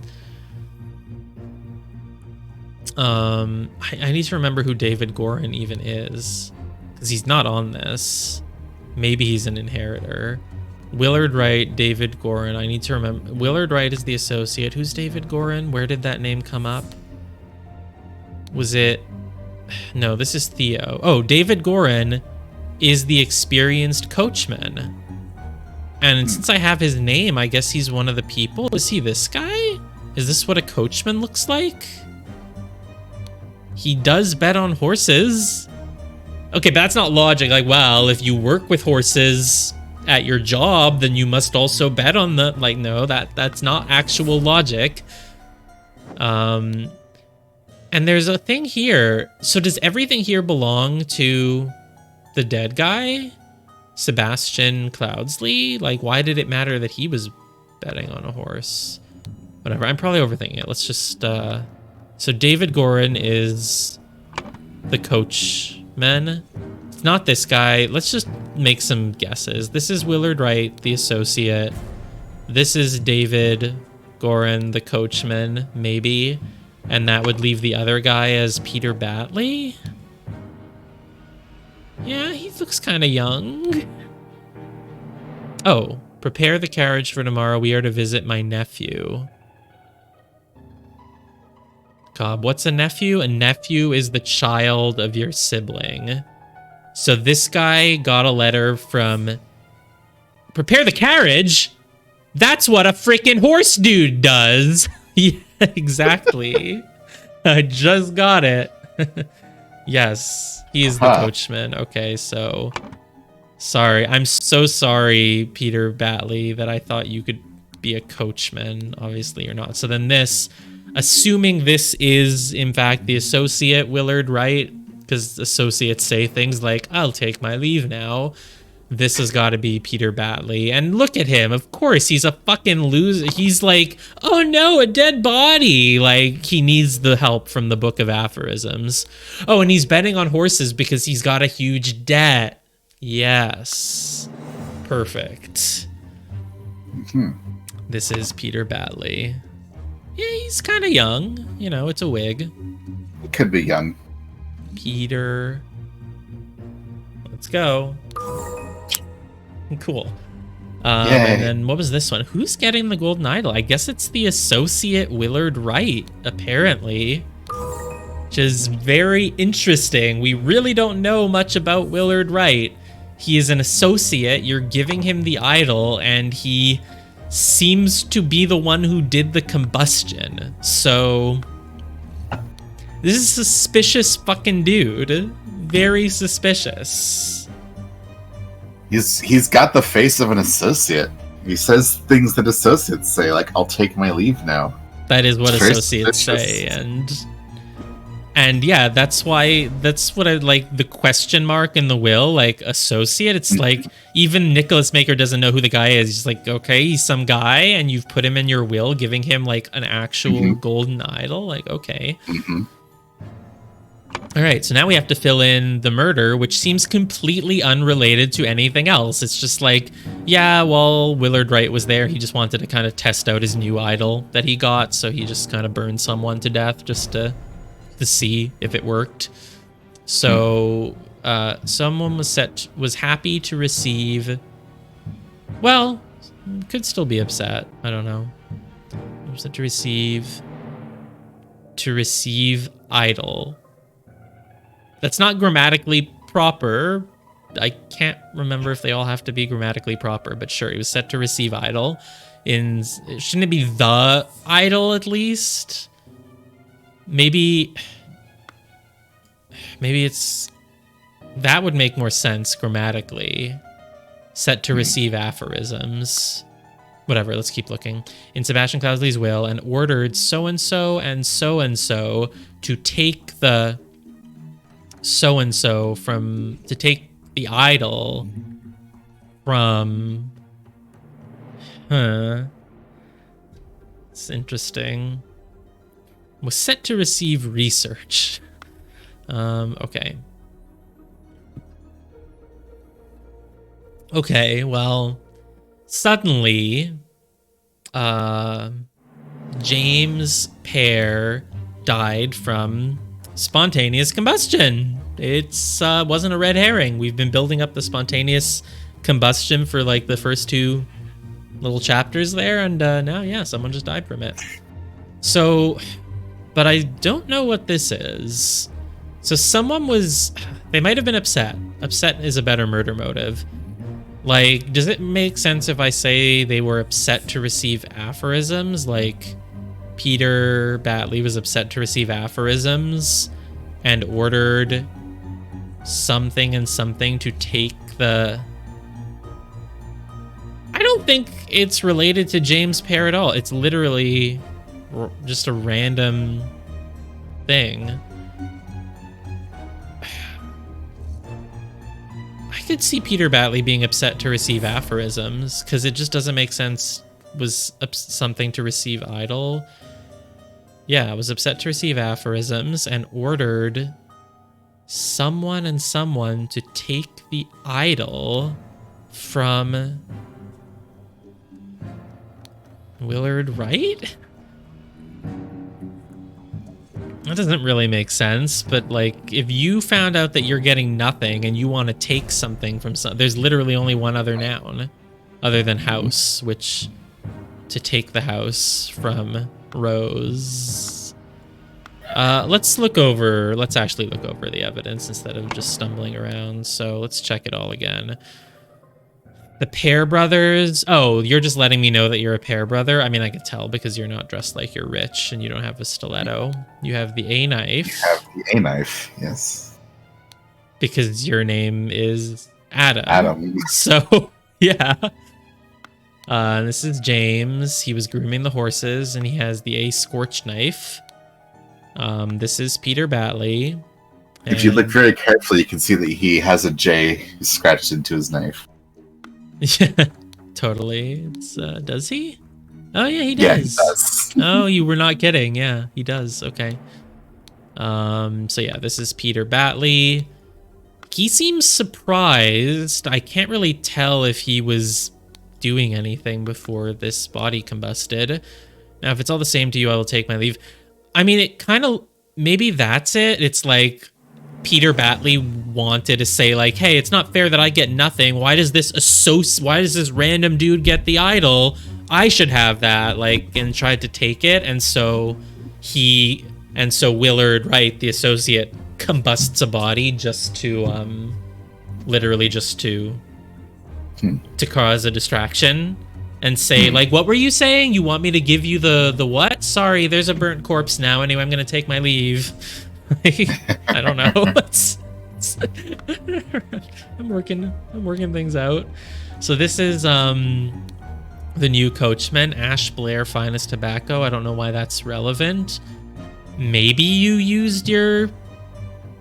They don't have cigarette lighters, but they have something to light the tobacco. Maybe you use that to kill the body. James Pear is one of the robbers. There's a robber.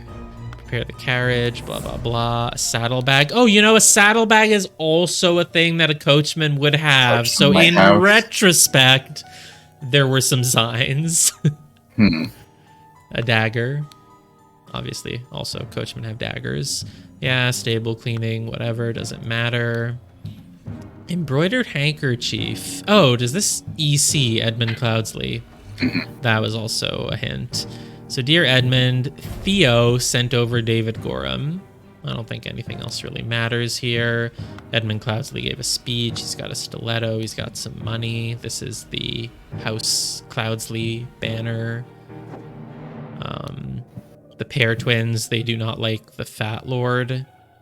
The Fat Lord has this hair, but I don't know. That didn't really seem like it mattered. Because the person who owns the house is Edmund, whose hair doesn't look like that.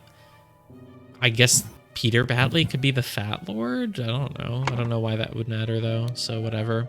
Hubert, again, we know that she left because Not only is this Palm Beach thing not one of the symbols on the map, but also it indicates that it's off on an island somewhere. This is not Edmund's house. This is not Edmund's house. Really? Huh. It's not Edmund's house. It is Edmund's house. It's, this is the house with the symbol, the Woodshire. I was looking at the house symbols. This is Woodshire. Oh, it's Badley. Not Cloudsley. Right, Cloudsley is the fox, so Cloudsley is only down there. So, oh, this is Batley. Okay. Right. And Batley is... Oh, it's literally Peter's house. That is why he is the Fat Lord. Okay. Thank you. That makes sense. Great. So it's Peter's house. And so in that case, does that change? I guess not. So it's Peter Batley's house. So where does Edmund live? Do we not know? I guess because he doesn't live down at the other place, or maybe he does. I don't know. Oh, okay, whatever. So it's Peter's house. What does that change? So Rose is being given the Blackfield Manor house. Right, the house down there where Chapter 2 happened. Rose is getting that house. Peter lives here and he got nothing, and it's his house. So there we go. Okay. And that's why the person who is upset to receive aphorisms ordered. So Peter Batley ordered Willard. No. Wait, no, let me just keep thinking. It's probably still this, because aphorisms is the only noun that grammatically makes sense there. You can't say was happy to receive house, to receive idol. He was spontaneous to receive combustion. Yes. Peter Batley was upset to receive aphorisms, so he ordered someone to take something, he didn't order someone to take a house. You can't do that. So he ordered people to take the idol. I think that makes sense, sort of. He's like, screw you, random associate. Why did my father leave a random-ass person like you with the idol? I want that. I want something. So who did he order to do it? Well, Adam Pear was following orders.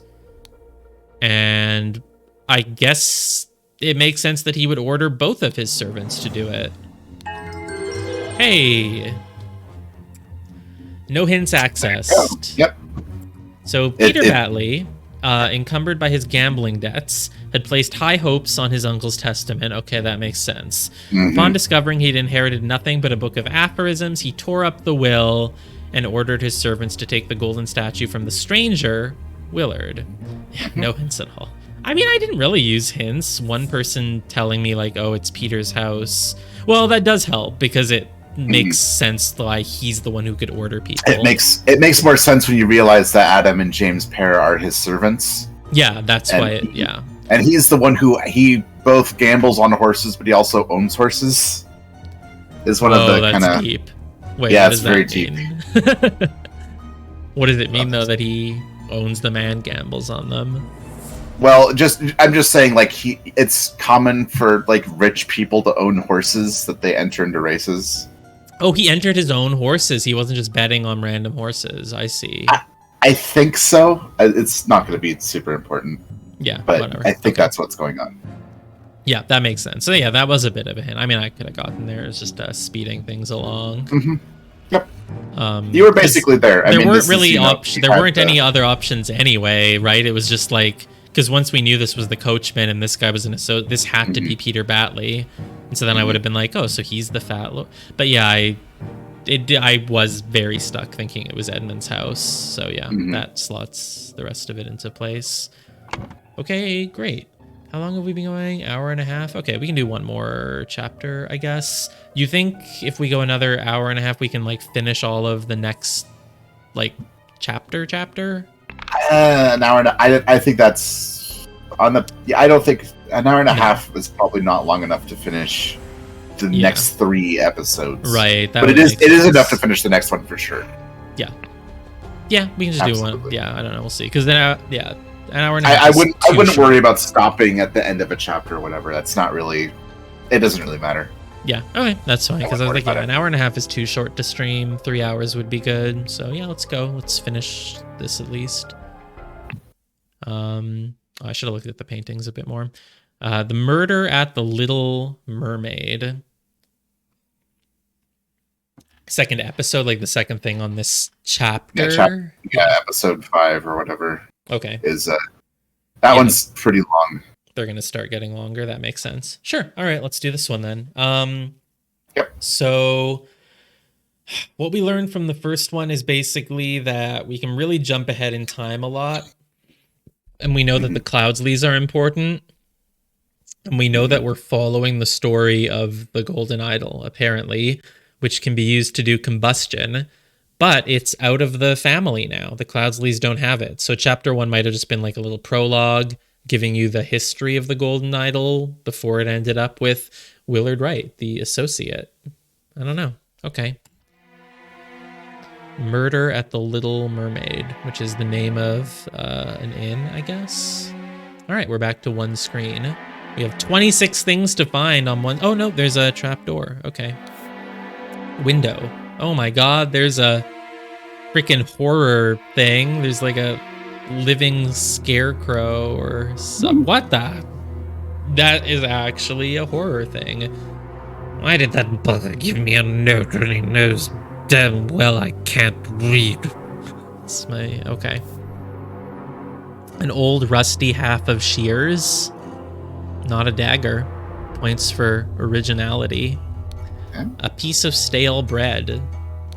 And you can lie low for a couple of days in the old oarsman's place down at the docks. So, this guy's suspicious. That's my deduction.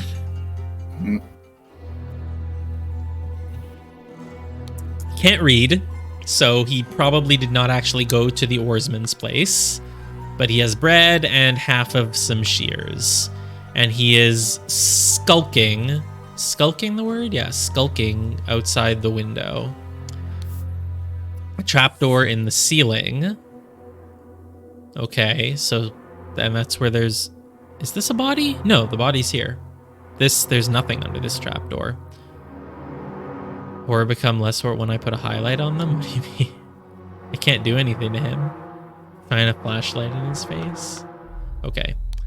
An empty bed is not empty. There's a freaking coat on it. It's not empty.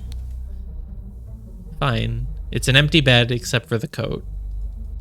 There's not a person in it, is what they're trying to say. This is, I thought it was like a clock, but they don't have clocks. It's just flower. It's a flower painting. A door. The door does not open. Okay. The door does not open, but it has a key in it. It literally has a key in it. Or is this a doorknob? I guess a key wouldn't be that big if I'm thinking in terms of real proportions here. Yeah, I was very offended by the fact that they said that there was nothing on the bed. It has a coat. It's literally not empty. Trapdoor in the ceiling. There's 2 trapdoors in the ceiling. That's a revenge, RR. I think it does. More flowers. So this is a white flower with a yellow flower. This is 4 blue purple flowers. Okay.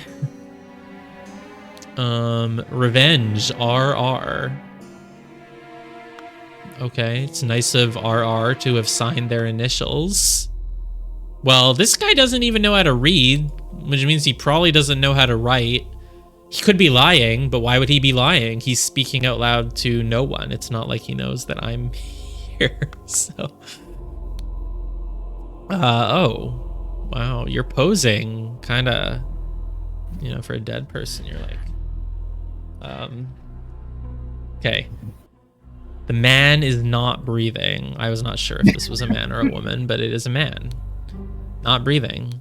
Ooh, a walking cane and a ring with a root. Why does everyone have a root? Were they all the rage in the 1700s?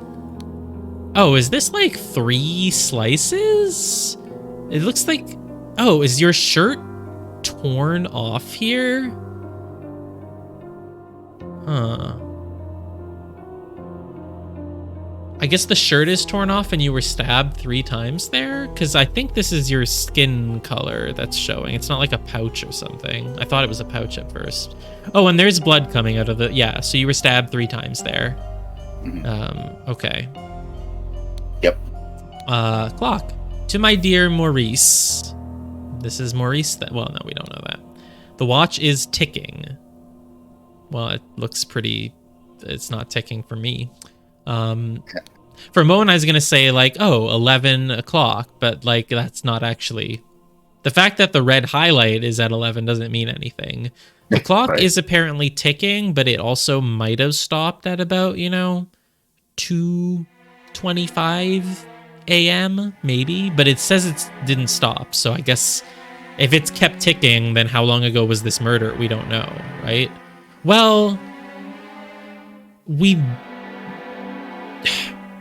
I was gonna say we do know, because for episodes 1 and 3, we were seeing things literally at the moment of the death.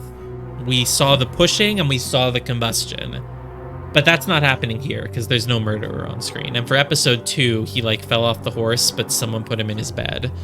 I guess that would make sense if they find the body they put in a bed, because they don't do what we do now. They don't like put you in the ambulance and take you to the morgue. Like, yeah, okay. Oh, I closed it. Oh, it's a music box. To my dear Maurice, clock and a music box? Well, we don't know if you're giving the music box to Maurice, okay. A washing bowl filled with slightly bloody water. Okay.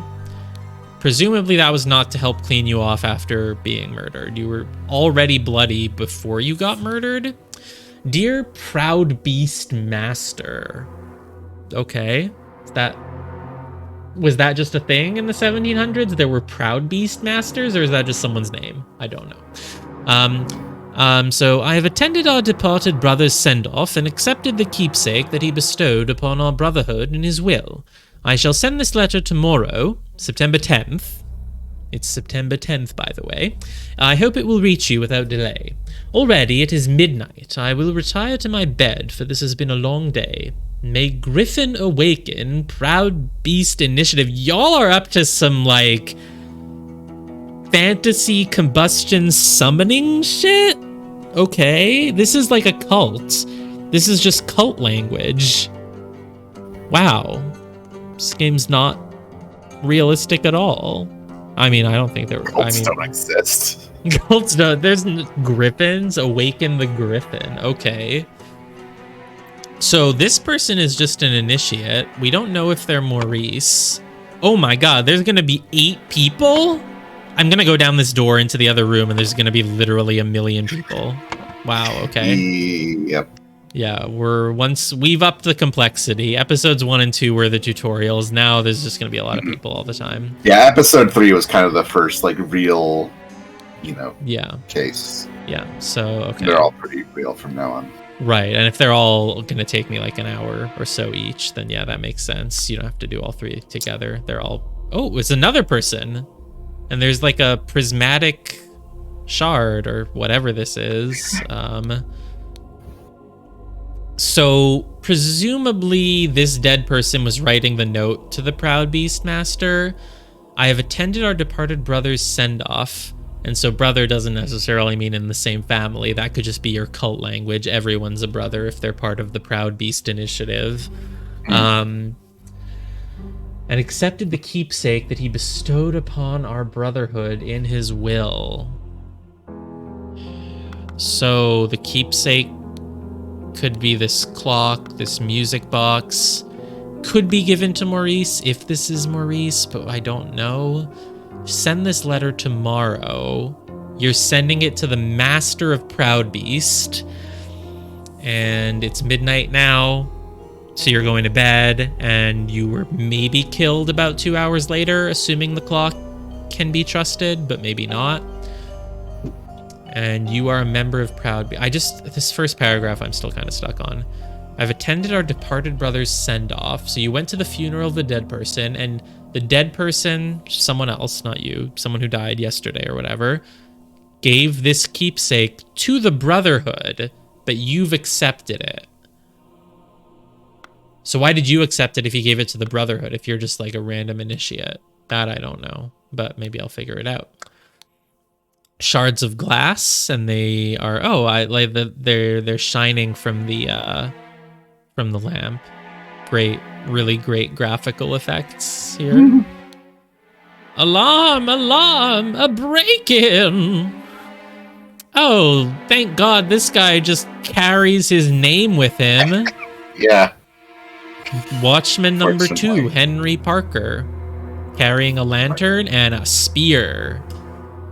Not to be confused with the shear. Okay. I think that's everything on this screen. Yes. And it's 1 million people. Okay. There we go. Yes. They're doing like a... listening to some music as they play cards. They don't... the music just changes. Like, listen. It's like... Yeah. Very, very spooky and then very jaunty.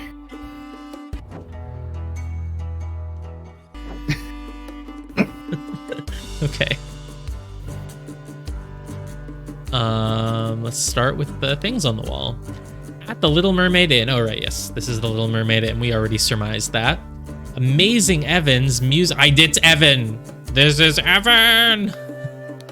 Amazing Evans musical performance. On September 9th, event shall commence circa 11 p.m. So this event started at 11 p.m. The guy upstairs went to bed at midnight, and now it's maybe 2 hours later, and none of them have a freaking clue. Evans's. Oh, yeah. We've always wondered how you do an apostrophe or an S of a name that ends in S, and this game has solved it for us. It is... Yeah, thanks to the case of the Golden Idol, we finally know. Yeah. Amazing Evans's... Is Evans his last name? Because there's only one Evan. It's not like the Evan brothers. Oh, mother, forgive me. I will never gamble with something so dear to me again. So he gambled. That's a violin. It's so square. Were they always square back then? A not would it how I don't know how to pronounce it. Navaja? A Navaja. I would assume it's an H sound, yeah. It is, surely. Navaja. Yeah, right. We speaking of the idol though, we don't know how this is related to the idol. The idol has shown up in all of the episodes so far, but not in this one.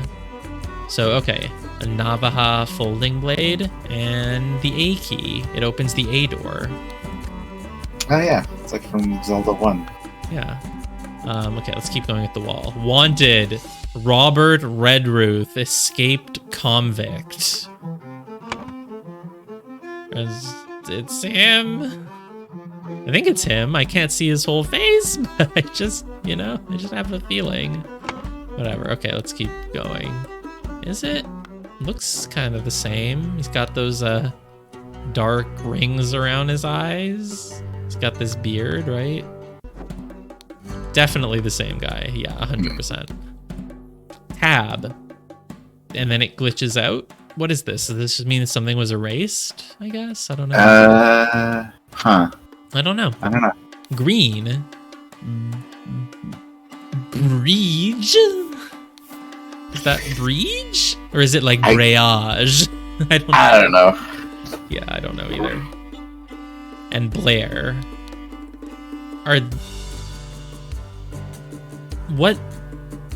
Are these 3 different types of wine? No, it's a tab. It's people's names. So, green has got 4 glasses of wine, Breage has gotten 3 glasses of wine, and Blair got 1 glass of wine.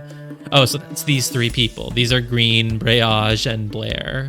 Okay. Great. Bartender, Willard Wright. Hello. Okay. So this is September 9th. I'm pretty sure the previous thing was September 7th. Let me double check.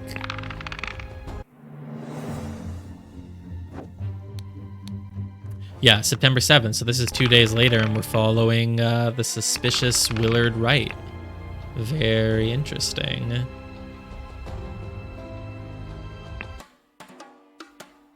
Okay. So Willard Wright is in the Dandelion room, and Ash Blair is in the Forget-Me-Not room. Now, I don't think this is Willard who's dead, so this could be Ash Blair. Willard has disappeared. Oh, is this Willard's coat? A black coat with like 3 sort of red buttons? Yeah, could be the same coat. Not certain about it, but it could be. Ash Blair. Did I pronounce it wrong? Yeah, Ash Blair. There it is. So Ash Blair is probably the dead person, because there's only 2 rooms that were booked, and it must... Oh, it says it's a Dandelion room and a Forget-Me-Not room. This looks like a dandelion, right? Dandelions are yellow. Oh, this one was yellow, and this one had its petals blown off. So this is the Dandelion room, and this must be the Forget-Me-Not. So the person who's dead is in the Dandelion room, which would make it Willard Wright. Unless they switched rooms. But who would ever do that? That's not Willard Wright, is it? Willard Wright's... Is he an initiate in the Griffin cult? Like, what?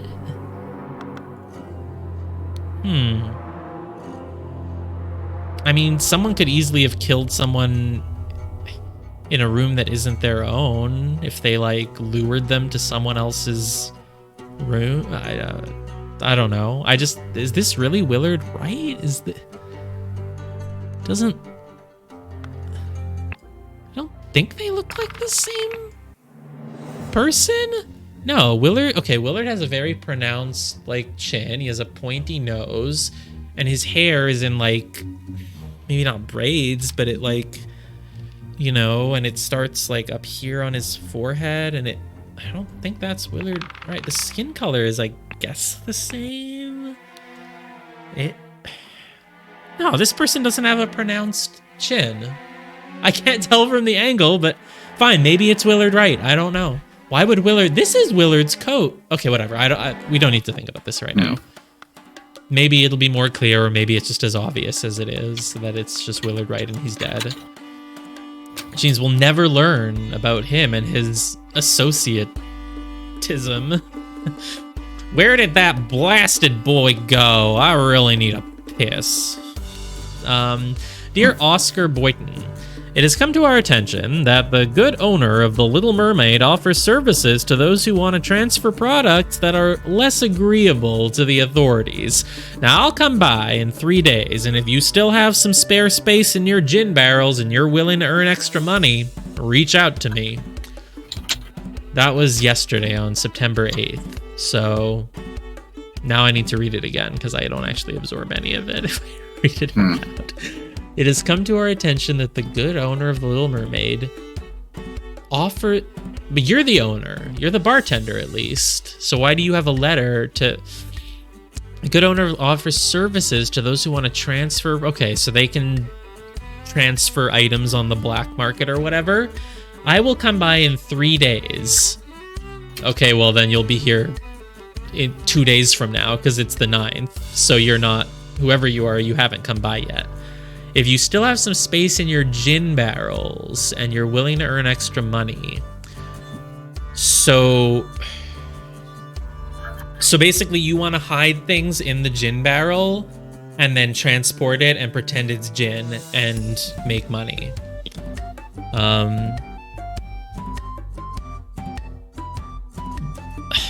I'm not intelligent. So how does this was the owner of the Little Mermaid wants to do that, but we are at the Little Mermaid right now. So why does the Little Mermaid have a note saying, "Hey, did you know about the Little Mermaid?"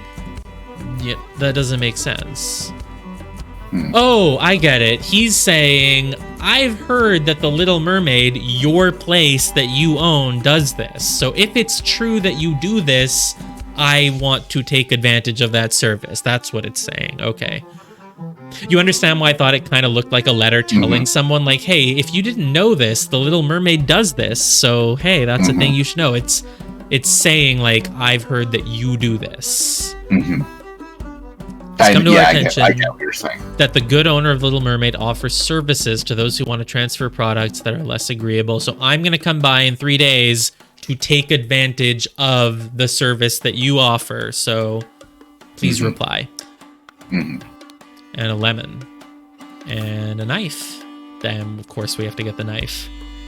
Is it going to be like a running... Oh, I was going to say, is it going to be like a running thing in this game that literally none of the murders are ever done with a knife, but there is a knife at every crime scene? But, you know, these are kind of stab wounds, so... Maybe this will be the first knife murder. Okay, so this is Oscar Boyton, presumably. He's got a bunch of keys. He's got 5 of them. There's only 2 rooms up here, but you know it is a 2D game, so we can't see the whole like hallway that's coming out towards the screen. Maybe there's actually 6 rooms. You just can't see them. Okay, that's Oscar Boyton. This is Evans, presumably, and then we have the 3 guests. Tell me, what does that man have that I lack? So you like someone, but she likes someone else. Maybe, I don't know, a hand of cards. Yeah. 7 pence. Oh, that's less than £1. Wow. A key, the A key. And a small sword. Oh, the table has a lot of things. This clue's been added to the whole table? Ooh, so there's a 2 of diamonds, a 1 of clubs, that's a club. And there's a paper. No, I don't want to solve this. No, give me a hint. What is it? What does it mean? No, I'm kidding. But, okay. AGWW, that's Willard Wright. Emmy. OB is the bartender over there. Oh, AG. Yeah, this is a ledger. And it's telling me how much money people... So, ME... seems to have lost a ton of money, and Willard Wright won a lot of it. Right, these two got 4 and 2 because Emmy lost 6. Emmy lost 8, which got split this way. Yeah, they all add up. Whatever someone loses, someone else gets. And Willard got a ton of money, but then he went upstairs to sleep and die in his dying attire. So AG basically played the whole night. JBOB, JBAB. AG played the whole night. So people's names end with GBB. Breege, Breage, Blair, Green. So if Green is the only name here that ends with a G, then Green played all night against everyone and basically came out ahead. Basically, there were just losers. Emmy lost a ton, JB lost, and then AB also lost. JB kept playing, but hasn't gotten... This is the round they're in the middle of right now, probably, maybe. So this guy's jealous of another guy. We don't know why.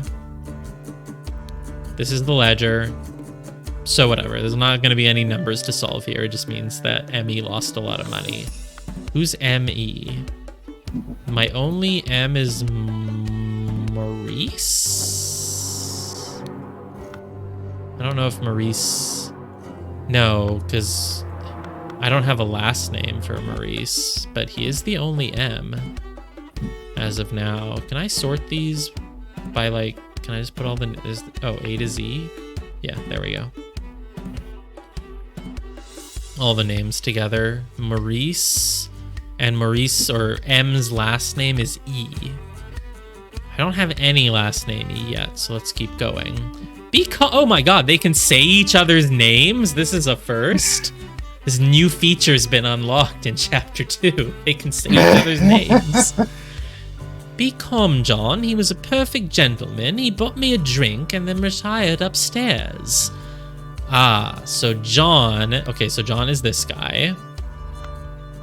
John's name starts with J. I know that should be obvious. We have to state the obvious sometimes. JB. So John just joined here, JB, and then lost a bunch of money. And this round so far, he's doing good, but for the most part, not so great. The interesting thing is that AG is the only one who played in the first one and also the second, which would make me think that she is AG. A is probably like Agatha or something, you know. I mean, it's the 1700s. Of course it's Agatha. So AG probably played with Willard because she's saying, he was a perfect gentleman. He bought me a drink and then retired upstairs. A hand of cards. Oh, it's Annie. Okay, that's a more modern name, actually. You are beautiful like a rose. Your piglet? Okay, let me read in order. You are beautiful like a rose. For you, I will take any blows. Annie, you are like a glass of wine. Your hair is very fine. I will find gold in a mine if that makes you forever mine. I can't. Okay. Perfect. Perfect poetry read.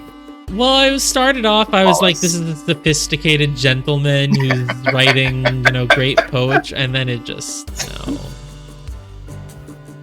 Your piglet full of... Why are you a piglet? Fine.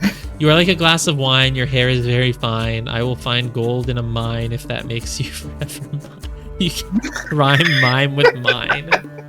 This game's already funnier than Obra Dinn. That game was so serious. Okay. Very serious.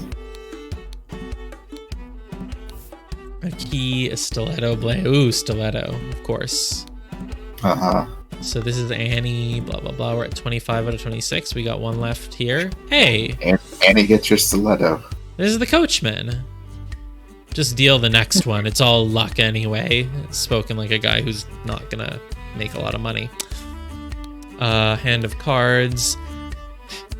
Remember, there should be a comma. Remember, comma, you as an agent of our trading company have to reflect its values to the fullest. So 1, never be late. The client leaves the port on the 10th. 2, be persuasive.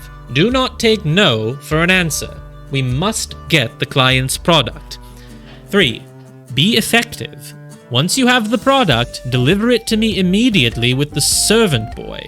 And most importantly, no matter what you do, be mindful of our reputation. Our names must remain spotless. Cool. Now I have to read it and actually understand it. So as an agent of the trading company, you have to reflect its values to the fullest. So he's an agent of the trading? I thought, is this not the coachman? It's totally the coachman. It's the same guy. Is the same guy. Is the same guy, I'm confident. He has like his cheek. He has like the little indented cheek or whatever. It is the same guy. Oh, and if it's the same guy, then I know his name. His name is David Gorin, DG.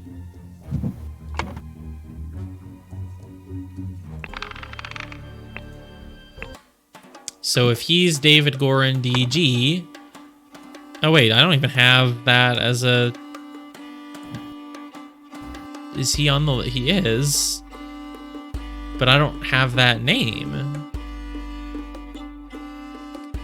he could be under. There's no DG here. He's going under a different name, I guess. So does he have a side job? Is he doing some of the smuggling? What does the full letter say? Client leaves the port on the 10th. So it's the 9th. On the 8th, he said he'll come by in 3 days, but it could be the same. Like maybe if you can just fudge that by 1 day, maybe. I don't know if that makes sense, but okay, sure. Be persuasive. Do not take no. We must get the client's product.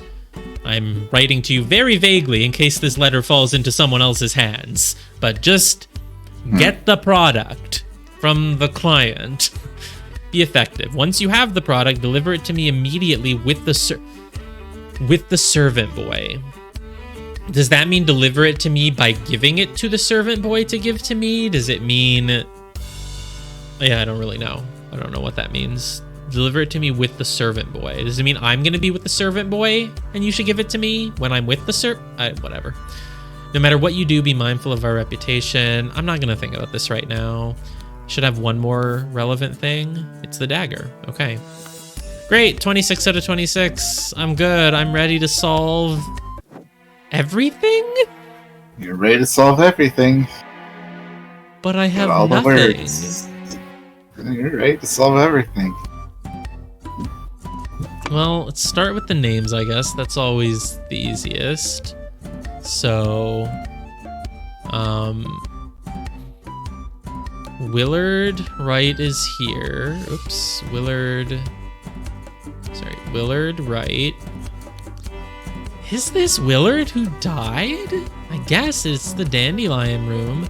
But where's Ash Blair? You know, that's the weird part. So this is, it was Henry something. Henry Boyton, maybe? Let me just double check that. Henry Parker. Whoops. Henry Parker. Yeah. Henry Parker. Robert Redruth. So this is Annie G, which must be Green because that's the only one. Annie Green. This is Oscar Boyton is the bartender, right? Oscar Boyton. This is Evans, whose name starts. Well, the only last name with an E, that's Evans. So it must start with an M, his first name, which means it has to be Maurice. That is the logic from the game. I mean, if I was actually there investigating, I wouldn't know, but there's only one M name, so it's got to be Maurice. And then John is the other guy playing cards. Jay's last name has to start with B, but we have Blair and Briage. But Blair is Ash Blair, so this must be Briage. And then we have... Yeah, I guess Willard Wright's dead. Just didn't look like him. And then this must be Ash Blair. Ash Blair. All identities are not filled in correctly. This is not Ash Blair. This is Coachman fucking whatever his name is. Which I don't remember. What is it again? We're just going to call him the Coachman, but this is... Hey, whoa, whoa, whoa, whoa, whoa. Go back, go back. Ash Blair. Ah. Huh. This is not David Gorin. It's not that that person is not actually Ash Blair. It's not, hey, that's David Gorin. Why is he going by Ash Blair? It's that is Ash Blair. That was never... Yeah, I did say that. Yeah. Well, I mean, I didn't say for sure. I was just like, it could be. I did not confirm whether just because it says Ash Blair that it's Ash Blair, you know? But it's in his pocket, right? It's not like it's a name tag that he's displaying. So, yeah, he has it on his possession because he's Ash Blair. But it is interesting that it means that when it says you filled in something correctly, it's not actually true, right? I mean, unless they're brothers, but, you know, identical twins. but it does mean that, like, just because you fill in something and the game says it's a correct answer does not mean it was actually correct. Or not. I don't know. I don't know what Smart Guy's implying. Like, maybe there's more to it. Like, because, a game shouldn't lie to you. Like, I understand why it could. Yeah, exactly. Correct within the information that I have. It's just interesting to think about. Like, yeah, the game should not lie to you. But we don't know. There's a lot that we don't know that could explain. Right. Who's telling me that these identities are correct? Is it the game telling me? Is there a person? Like, narratively, you know, there could be like, oh yeah, these are just reports that you're sending into your commanding officer and they've told you it's correct. Whatever, I'm being silly. But you know what I mean? Like, I'm just kind of thinking about what it means that the game can lie to you, especially if we're saying, you know, the game doesn't lie. It's correct based on what you know. It's just interesting. When I fill in this episode correctly, it'll clear that up for me in the recap. Yeah, I mean, it probably just means that when the game told you that you were correct, that this is David Gorin, that it just was like, well, based on what you know, that's correct. But now we know it's Ash Blair, unless they are identical twins who changed their family names. Okay, let's go back. So we filled in all the names, so we're good. And now we just have to kind of fill it in over here on the side, which doesn't really take much extra work. So Annie Green, she got an alibi. She'd been down here the whole time. She could not have gone up and killed anyone. John Breage, though, he was not in the first game. Oh, but no. Willard Wright was in the first game. So Willard goes off and dies basically during this second game, which would rule out some of these people. Maybe, I don't know. Maurice Evans played in a game and then he started playing his music. His music starts at 9? No, 11. It's September 9, but it is 11. So he starts playing his music at 11, and presumably if he stopped playing, that would be pretty weird. So he probably did not go upstairs and commit any murders. So Maurice Evans is not at the table when Willard dies, but has an alibi. Oscar Boynton is the bartender, so he was playing in the second game. And yeah, the ledger only has 2 rounds because we're in the middle of the third game right now. So, okay. And Robert Redruth has just been outside the whole time. I haven't looked at what's on the left yet, so maybe that'll start giving me ideas about how Robert even fits in. And AB, Ash Blair. Okay, so Ash Blair is the most likely killer because he was pretending to be a coachman and following Willard Wright around, basically. So that's obviously he wants the idol for himself, so he followed Willard Wright. Probably. That's the most obvious thing here. Because who's ruled out? Like, the murder happened probably during this game, so it's not Annie, it's not John Breage, it's not Oscar Boynton, it's not Maurice Evans. Could be Ash Blair, it's not Willard Wright, and then those 2 are outside, so it's probably just Ash Blair. Now we'll have to see how Henry Parker and Robert Redruth are involved, because, like, what are they saying again? Someone gave him a note saying you can lay low for a couple of days at the oarsman's place. I mean, someone could have ordered this guy to do the murder. If this guy's the killer, is like, it's pretty anticlimactic. And then a break-in. So someone broke in, right? This door doesn't open, so someone came in through. Oh, RR. I think the RR is going to be like a hook for the future episodes because we don't have any RR. Oh, yes, we do. Robert Redruth. Okay, cool. Never mind. I hadn't seen the initials RR anywhere else, but no, it's him. Okay, so someone crept into someone's room through the freaking window, I'm assuming, while so-and-so were playing cards with loud music. So the second set of The second card game was Annie Green versus John Briage versus Oscar Boynton. A fight ensued upstairs, and Willard Wright got stabbed with a... Oh my god, it finally matters. Was it with a dagger, a stiletto, a shear, a knife, a navaja, a small sword? Oh my god, I didn't realize how many freaking weapons we had. Everyone's got a fucking weapon. Yeah. So who crept into Willard Wright's room is the question. Was it Robert Redruth?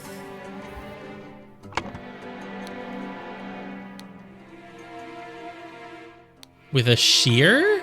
I mean, we can just trial and error. I don't know if I should. It's not going to be correct, is it?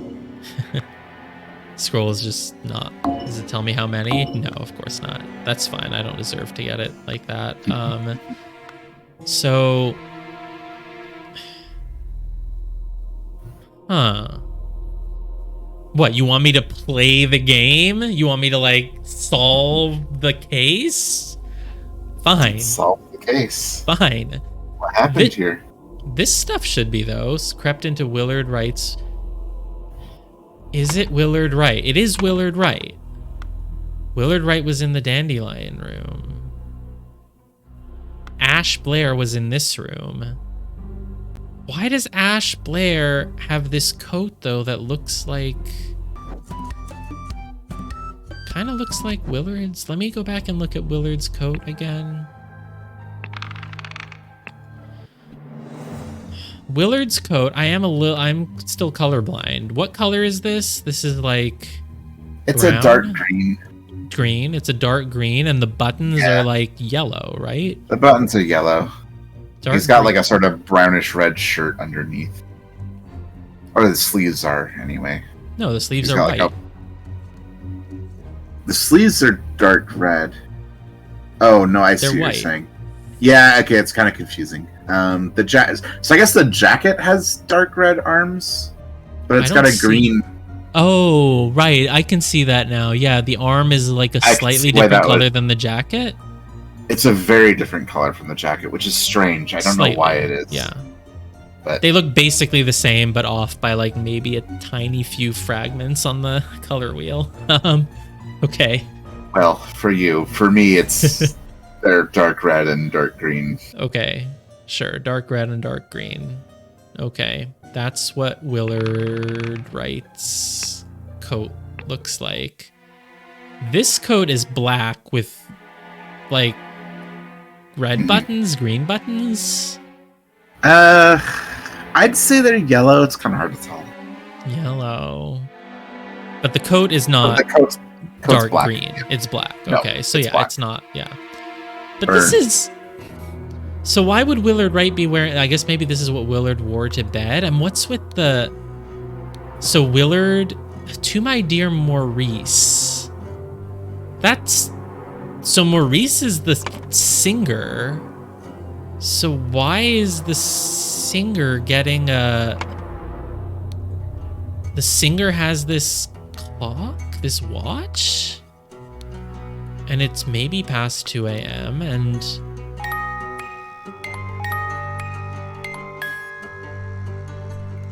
There's a music box. I mean, sure, the violinist could have a music box. Huh. Yeah, I don't know. Why is there shards of glass? Oh, because someone broke the window, obviously, yeah. Probably wasn't killed with the spear, because that's the watchman's thing. What if I continue to trial and error, and I say is killed with the... Maybe Ash Blair gave him a weapon, right? Because Ash has a dagger. So maybe he was killed with the dagger. Ash Blair lent his dagger over to... Fine. I won't trial and error. But I do have a lot more basis to make a decision here than I would in Obra Dinn, that's for sure. So I'm definitely more able to play this game, yeah. So crept into... It's definitely Willard Wright's room. He has The Dandelion Room. Willard Wright is in the Dandelion Room. Ash Blair is in the Forget-Me-Not Room. Why is he outside this window, though? Well, there's footsteps. He came around from the other side, maybe. This is definitely more of a dandelion than this. I'm pretty sure dandelions are yellow, so I don't know what color a Forget-Me-Not is, but... That's a Forget-Me-Not, the blue one. Robert Redruth. The music performance, blah, blah, blah. This is the tab. I think that's just there to tell you people's last names. It's not otherwise relevant. Was someone's name erased? But why would that really matter? Eh. And why does it matter? Where did that blasted boy go? I really need a piss. But you are Oscar. You're Oscar Boyden.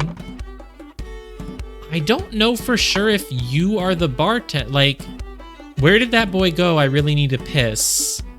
It suggests that you will not be behind this bar the entire night. You have an opportunity to go to the bathroom if someone else tends to the bar while you're not there. Now, I'm going to assume that you're the bartender because you're cutting a lemon, and I've learned that that's what bartenders do. They just kind of sit around and polish their knife and, you know, polish their lemon and whatever. So you're probably the bartender. It's not that the bartender went off and is coming back and you're standing in for the bartender for a moment. It's probably that you're the bartender. But there's a boy who went somewhere who could tend to the bar for a moment while you go use the bathroom. And that boy is gone. We don't know where they went. Wow, it's like, even though the only things that I really have to fill in should be like not much, I really don't. Is it Willard? I can't tell if it's supposed to be really obvious that it's Willard Wright who's dead, or if maybe it just actually is not Willard. No, it is Willard Wright. Oh, we know it's Willard Wright because the identity is filled in correctly. Yeah, you have the people's names right. It's definitely Willard. It doesn't look the same as Willard looked, but people look different when they are taking their leave as an associate versus when they're lying dead in a bed in their like pajamas. Exactly. They look different. He's in his sleeping attire. Yes, but it's the same person. But his legs, though, they just look... No, I couldn't see his legs in the front. Whatever. I'm not going to be examining his legs. Okay. It's Willard Wright. It says that it's Willard Wright, so it is. It's not like I could, like, flip these around and be like, oh, this is actually Ash Blair. No, you can't even change it. It's correct. It's for sure correct. Someone crept into Willard Wright's room through the window. Did Ash Blair creep in, though? No, Ash Blair hired Robert Redruth to climb in through the window. And then Robert Redruth stabbed with... Let me just try them all. Knife. Navaja. Shear. Small sword. Spear. Stiletto. Dagger. Yeah, I could tell I'm missing a lot. I was just hoping that maybe How can there be a lot, though, when there's not... Okay, let's... First of all... Maybe it wasn't through the window, then. It could be through the... Crept in... What happened? How am I supposed to know what happened? There's no... Okay. Revenge RR. That... Willard is killed because someone Ash Blair wants his idol. Ash Blair pretended to be a freaking coachman. The coachman was sent by someone named Theo, who we haven't met, but let's remember that in case it matters. Ash Blair seems to want the idol, which is why he's following around. Ash Blair, as an agent of our trading company, has this letter. You have to reflect our values. The client leaves port on the 10th. We want the client's product. The Golden Idol would not be considered a product. Not to mention Willard Wright would not be, like, the client. So, Client leaves port on the 10th. I don't... have to rethink the Ash Blair thing. Maybe, yeah. This is Ash Blair. The identity has been filled incorrectly, so this is Ash Blair. It's also David Gorin. I mean, if someone has two names, then it's technically correct to refer to them as either name, right? This guy doesn't have a hat. David Gorin had a hat. I don't know. Yeah, that's what's so interesting about it, is that, like, for some of the things that I don't seem to know, I can't tell if it's something I should be thinking about or not. It's like, yeah, you're okay. Ash Blair, Finest Tobacco. It's the same person. He has a hat here, but I can tell from his face and his hair and his mustache that he is the same person.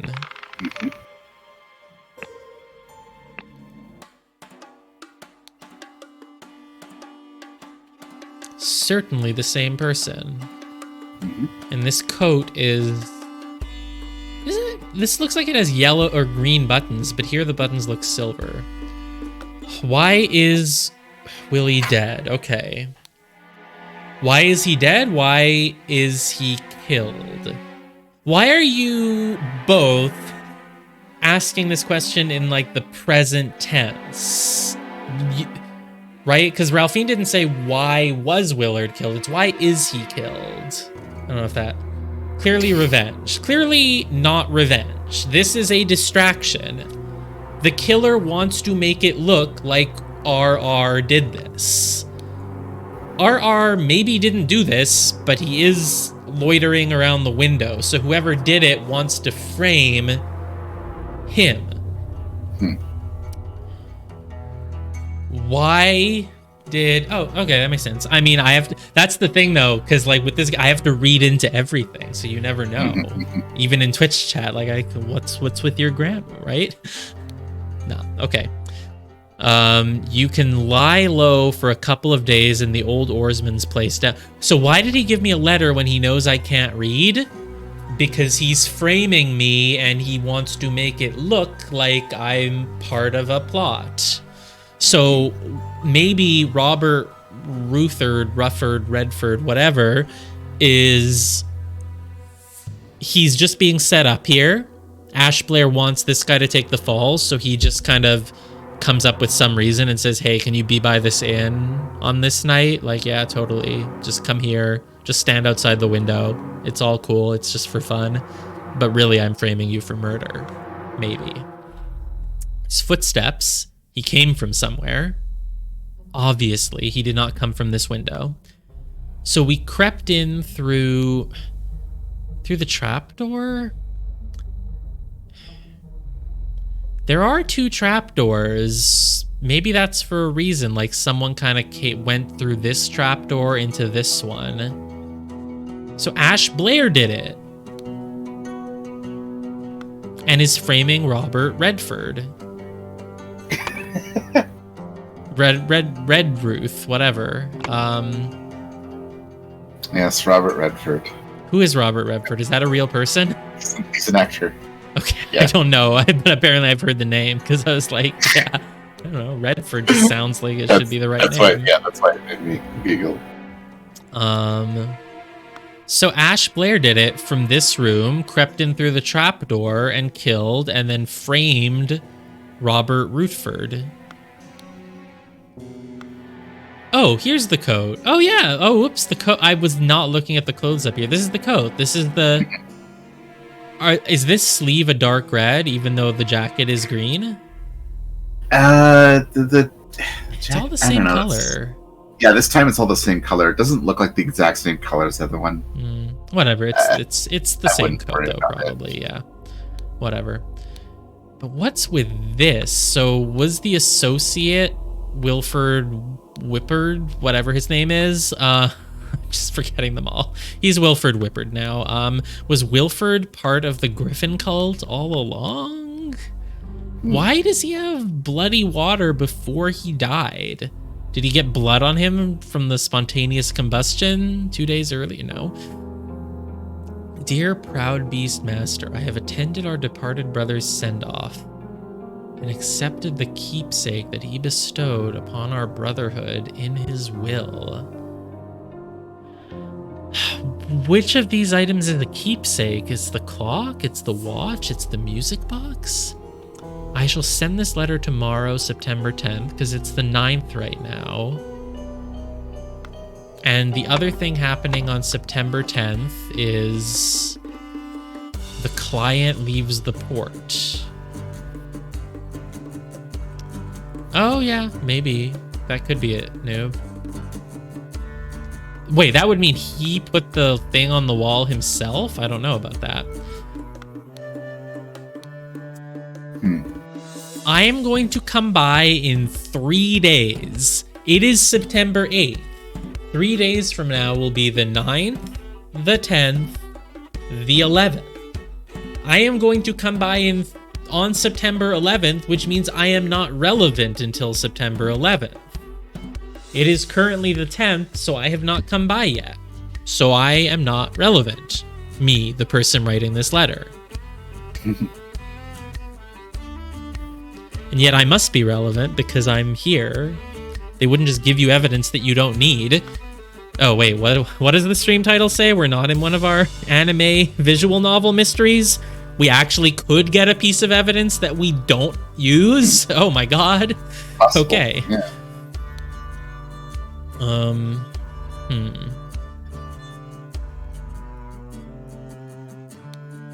It's also possible that there may be clues that we haven't been explicitly given in the form of words.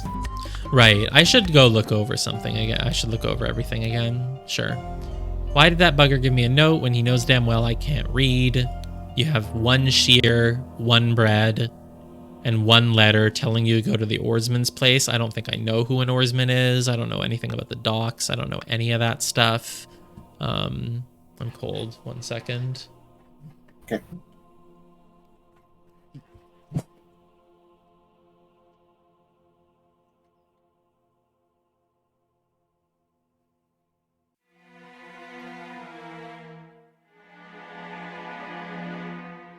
Okay, I'm back. Just turning up the heat. Jeez. So yeah, the solution. This is the game where as long as you know the solution, you've given everything away. If I just knew which things fit into this, I would understand everything. Maybe I would though, actually. God, I don't want to think about understand. Past that. Okay. We just finished a 55-hour playthrough of Understand. I counted. Well, Twitch counted. And now we're understanding more, basically. This is basically Understand. We're understanding things. Sequel to Insight? Maybe. I don't know. Is it? It's the prequel to some Minesweeper game. So yeah, someone gave you a note. They know you can't read. That's probably relevant. Is Insight a real game by the maker of Understand? I don't know. Can't tell if you're messing with me. I don't think so. Yeah. You can lay low for a couple of days. Is it lay low or lie low? Shouldn't the saying be lay low? I guess it doesn't make a difference. They both work. They both work. I'm just saying, see, this is what I mean. You have to question every single little bit of grammar. Okay. You can lie low for a couple of days in the old oarsman's place, blah, blah, blah. Okay. So we're going back over everything. There's 2 trapdoors. They have a little bit of a texture to them, but it... Again, I'm colorblind. They have a bit of texture on them, but I don't know if that texture is blood colored. No. The trapdoors are... They're different color than the rest of the roof. The roof is like a very ruddy, dark brown red, and the trapdoors are more of a lighter brown. Okay. Insight. See, there is a game named Insight. There is a game called Insight. I didn't, let me check what that is, I guess. It does look a bit similar. Slight detour. came out after Understand. Ah, yes. My Chrome tab still set to only display when it has SCL Manager open.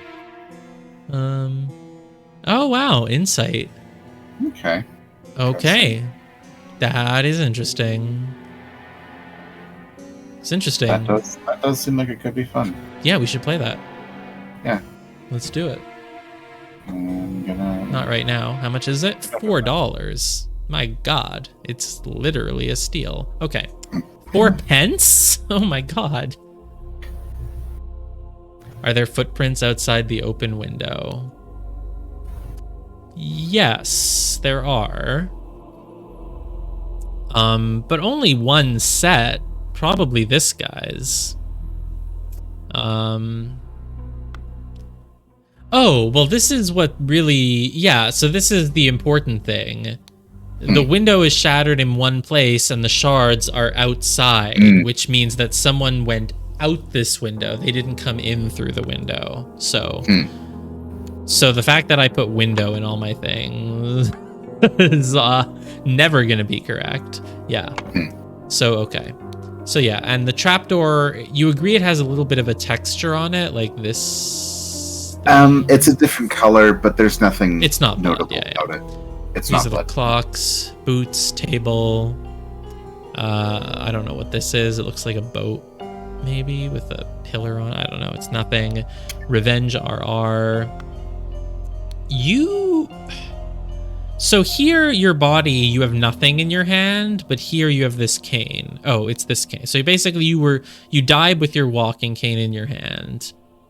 You really clasped onto it. You have your ruby ring. Everyone has a ruby ring. Well, maybe not everyone has a ruby. Maybe you have a ruby ring because you're the same person as the previous person with a ruby ring. Maybe when I said, man, everyone has a ruby ring in this game, it's like, it's just one person that has the ruby ring every time. And, I don't know. Okay.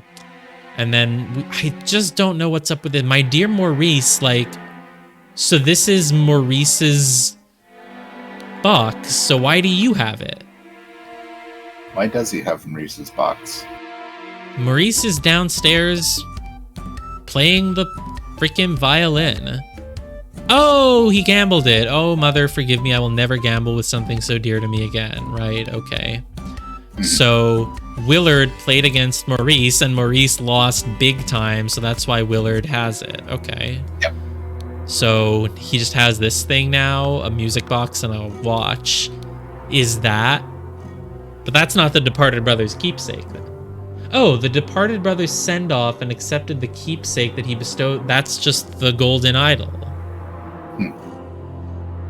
I guess that's just the golden idol. So was Edmund or something Cloudsley, the dead Cloudsley, was he part of the Griffin Proud Beast initiative? Sebastian Cloudsley is the one who's dead. Mm-hmm. So was Sebastian part of the Proud Beast initiative? The cult? I've attended our departed brother's send-off. It's not actually a brother, but it's a brother in cult. Brother in culthood. And accepted the keepsake that he bestowed upon our brotherhood. I guess he did. In his will, he just kind of said, I'm giving it to Willard. So he bestowed it to the Brotherhood by giving it to Willard. Willard is just kind of the guy who showed up to get it on behalf of the whole Brotherhood, basically. Okay. Sure. Okay, well, it all makes sense now. Basically, mostly. So Willard got the golden idol. He's just an associate. He's literally not important. He's just one member of the cult. He went to go get the idol on behalf of the cult. And then he's going to... I guess he's going to bring it. This is just a letter saying, like, hey, I got the idol. We don't know how he's getting the idol over to the Proud Beast Master. Maybe it's with the smuggling thing that's going on downstairs. Maybe not. I still need to look at Ash Blair's thing about, like, the client and the product and whatever. I don't know why there's a bit of blood in the... Oh, I guess, yeah, it could just be, like you said, like, whoever wrote the message on the wall. washed their hands afterwards. Maybe, could be. So you have Maurice's things, but they don't matter. You just won it. You were just gambling downstairs while you were waiting for time to pass. You know, you have to stay here for a night. You were just gambling just for fun, just because it was there. Someone came in and killed you, went out the window. Why is there only one thing of footprints, though? Because, like, if Robert Ruthford like ran around, there'd be his footprints, but then this guy wouldn't follow the same ones. But there have to be, it's like, should I trust that the game would show the footprints properly? I assume I should. So then why is there one set? I can't tell what direction they're going in, and I don't think I'm supposed to be able to tell. Oh, what if I zoom? Stop. Yeah, I can't tell what direction those footprints are going. Come on, how could I? It's not like this guy's just been planted here the whole night, so he obviously ran up. They must be his footprints. Yeah. I feel like they're trailing from him. Yeah. Right. So if someone jumped out of this window, why are there no other footprints? Did they just roll around after they landed? Is that a thing that murderers would ever do? Has that ever been a plot in anything? Like, there's no footprints. Yeah, they rolled.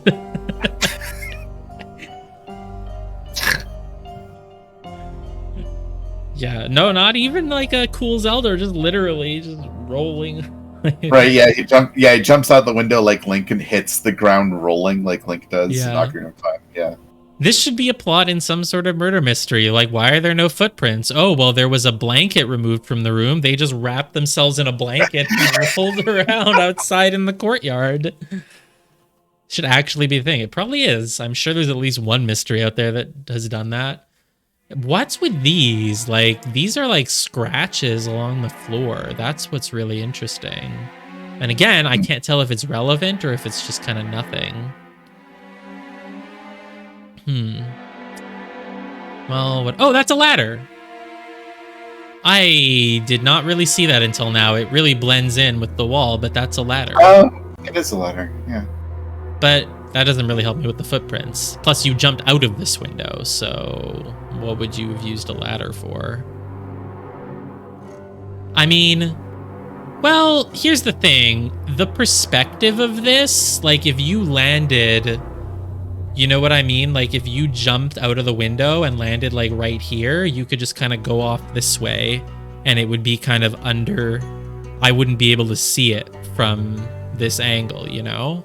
So based on that, like, maybe there doesn't need to be the other footprints if they just hug the wall. That would make sense, I think, because it's not like we can see. Yeah. Okay. So we've basically got a lot of it. The only thing is, why does it matter that someone is coming in 2 days to do some smuggling? Unless that relates to this next case, but it probably doesn't, because this is someone dead in a mansion.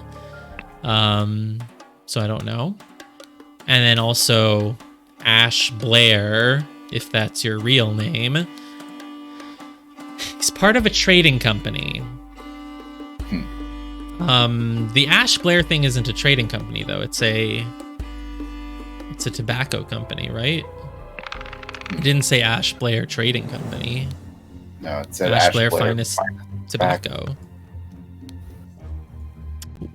EC Edmund Cloudley, we assumed, because that's who he's working for as a coachman right now. Prepare the carriage. Yeah. Ash Blair is Mrs. Doubtfire. Yeah. Ash Blair is the real name, though, because it's on a pouch. A fake name wouldn't be on a pouch.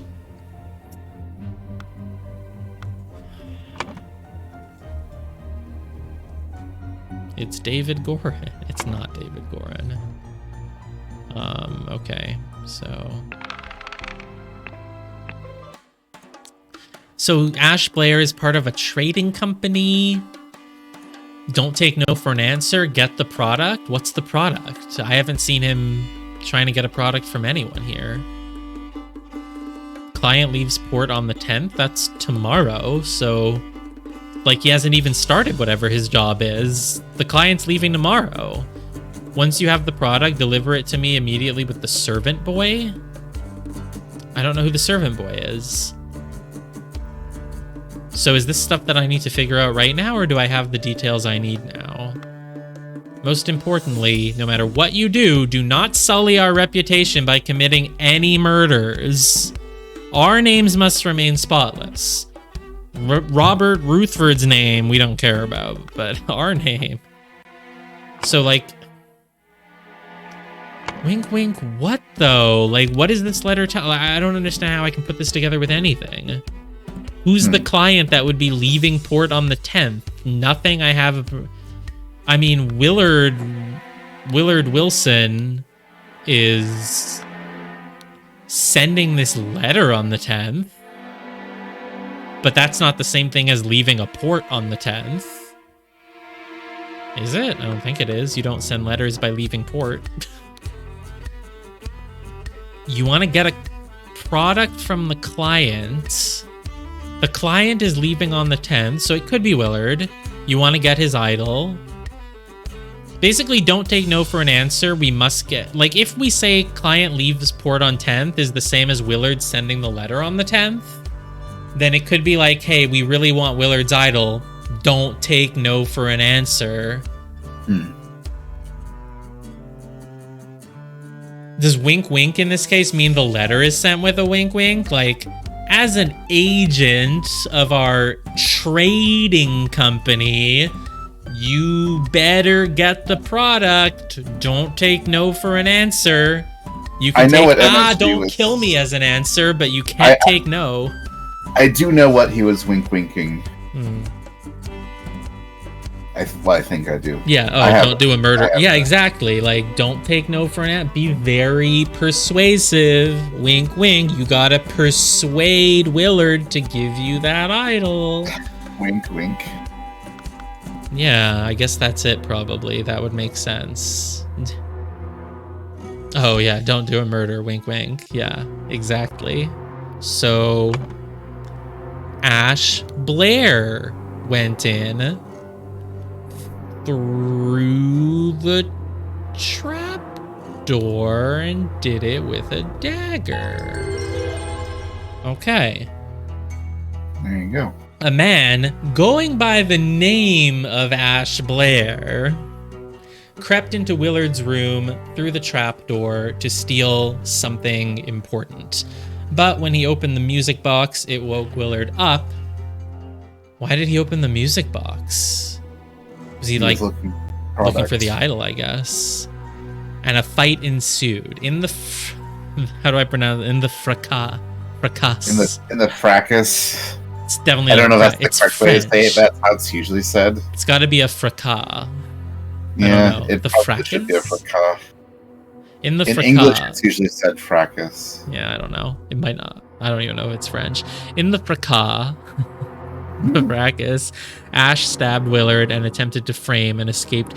But how did he know that Robert Rutherford was like happened to be stalking around outside? The fact that he happened to be there is a bit of a coincidence. Yeah, apparently. He did see the wanted poster though, so. Oh, true. Yeah. And so what's with the note saying you can lay low at the oarsman? Like, did Ash give him that? Did Ash have any contact with Robert Rutherford? I don't know. It's implied that he did, I guess. I don't know why he damn well knows he can't read, but it's implied. Yeah. Who knows? Maybe it'll make more sense eventually. Maybe it won't. Possibly. Oh. Freaking demon! Oh, it's a mermaid. Sure, let's watch the cutscene.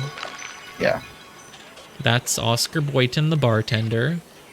Good morning. Keep your hair as a man murder. Oh my god, there's an actual investigator? Tell me more about when Willard Wright died. Is that who I'm playing as? Is this me? We don't know.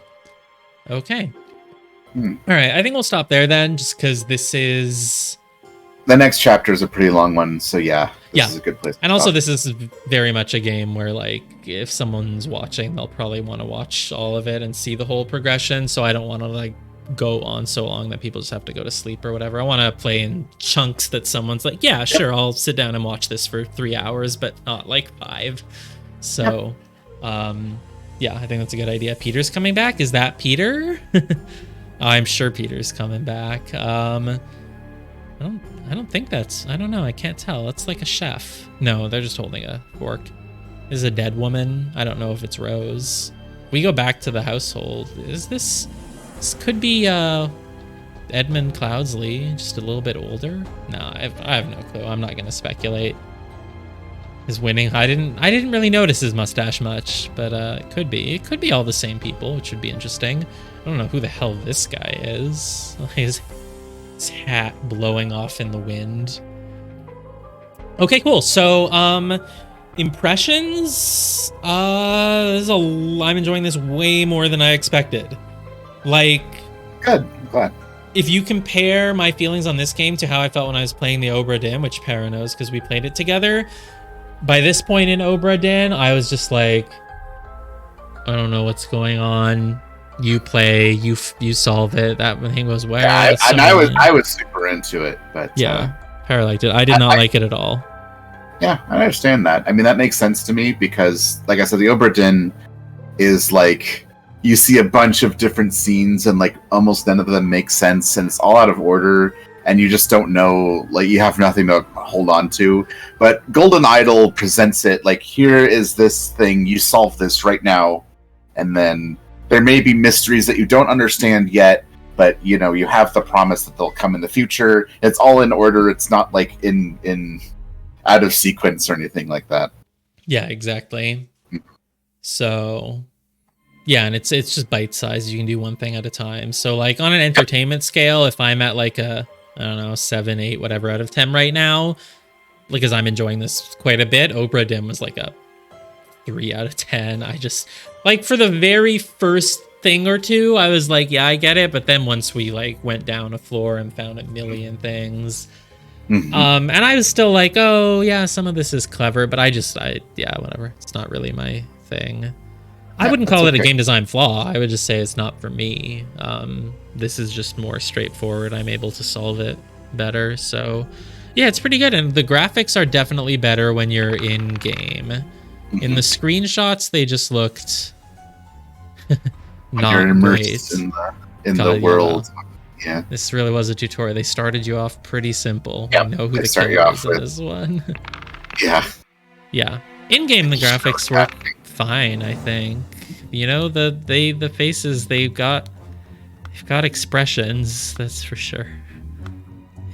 I do. I really love the faces in this game. I just think they're also expressive, like in really funny ways. We still don't know what Bedir means, but yeah.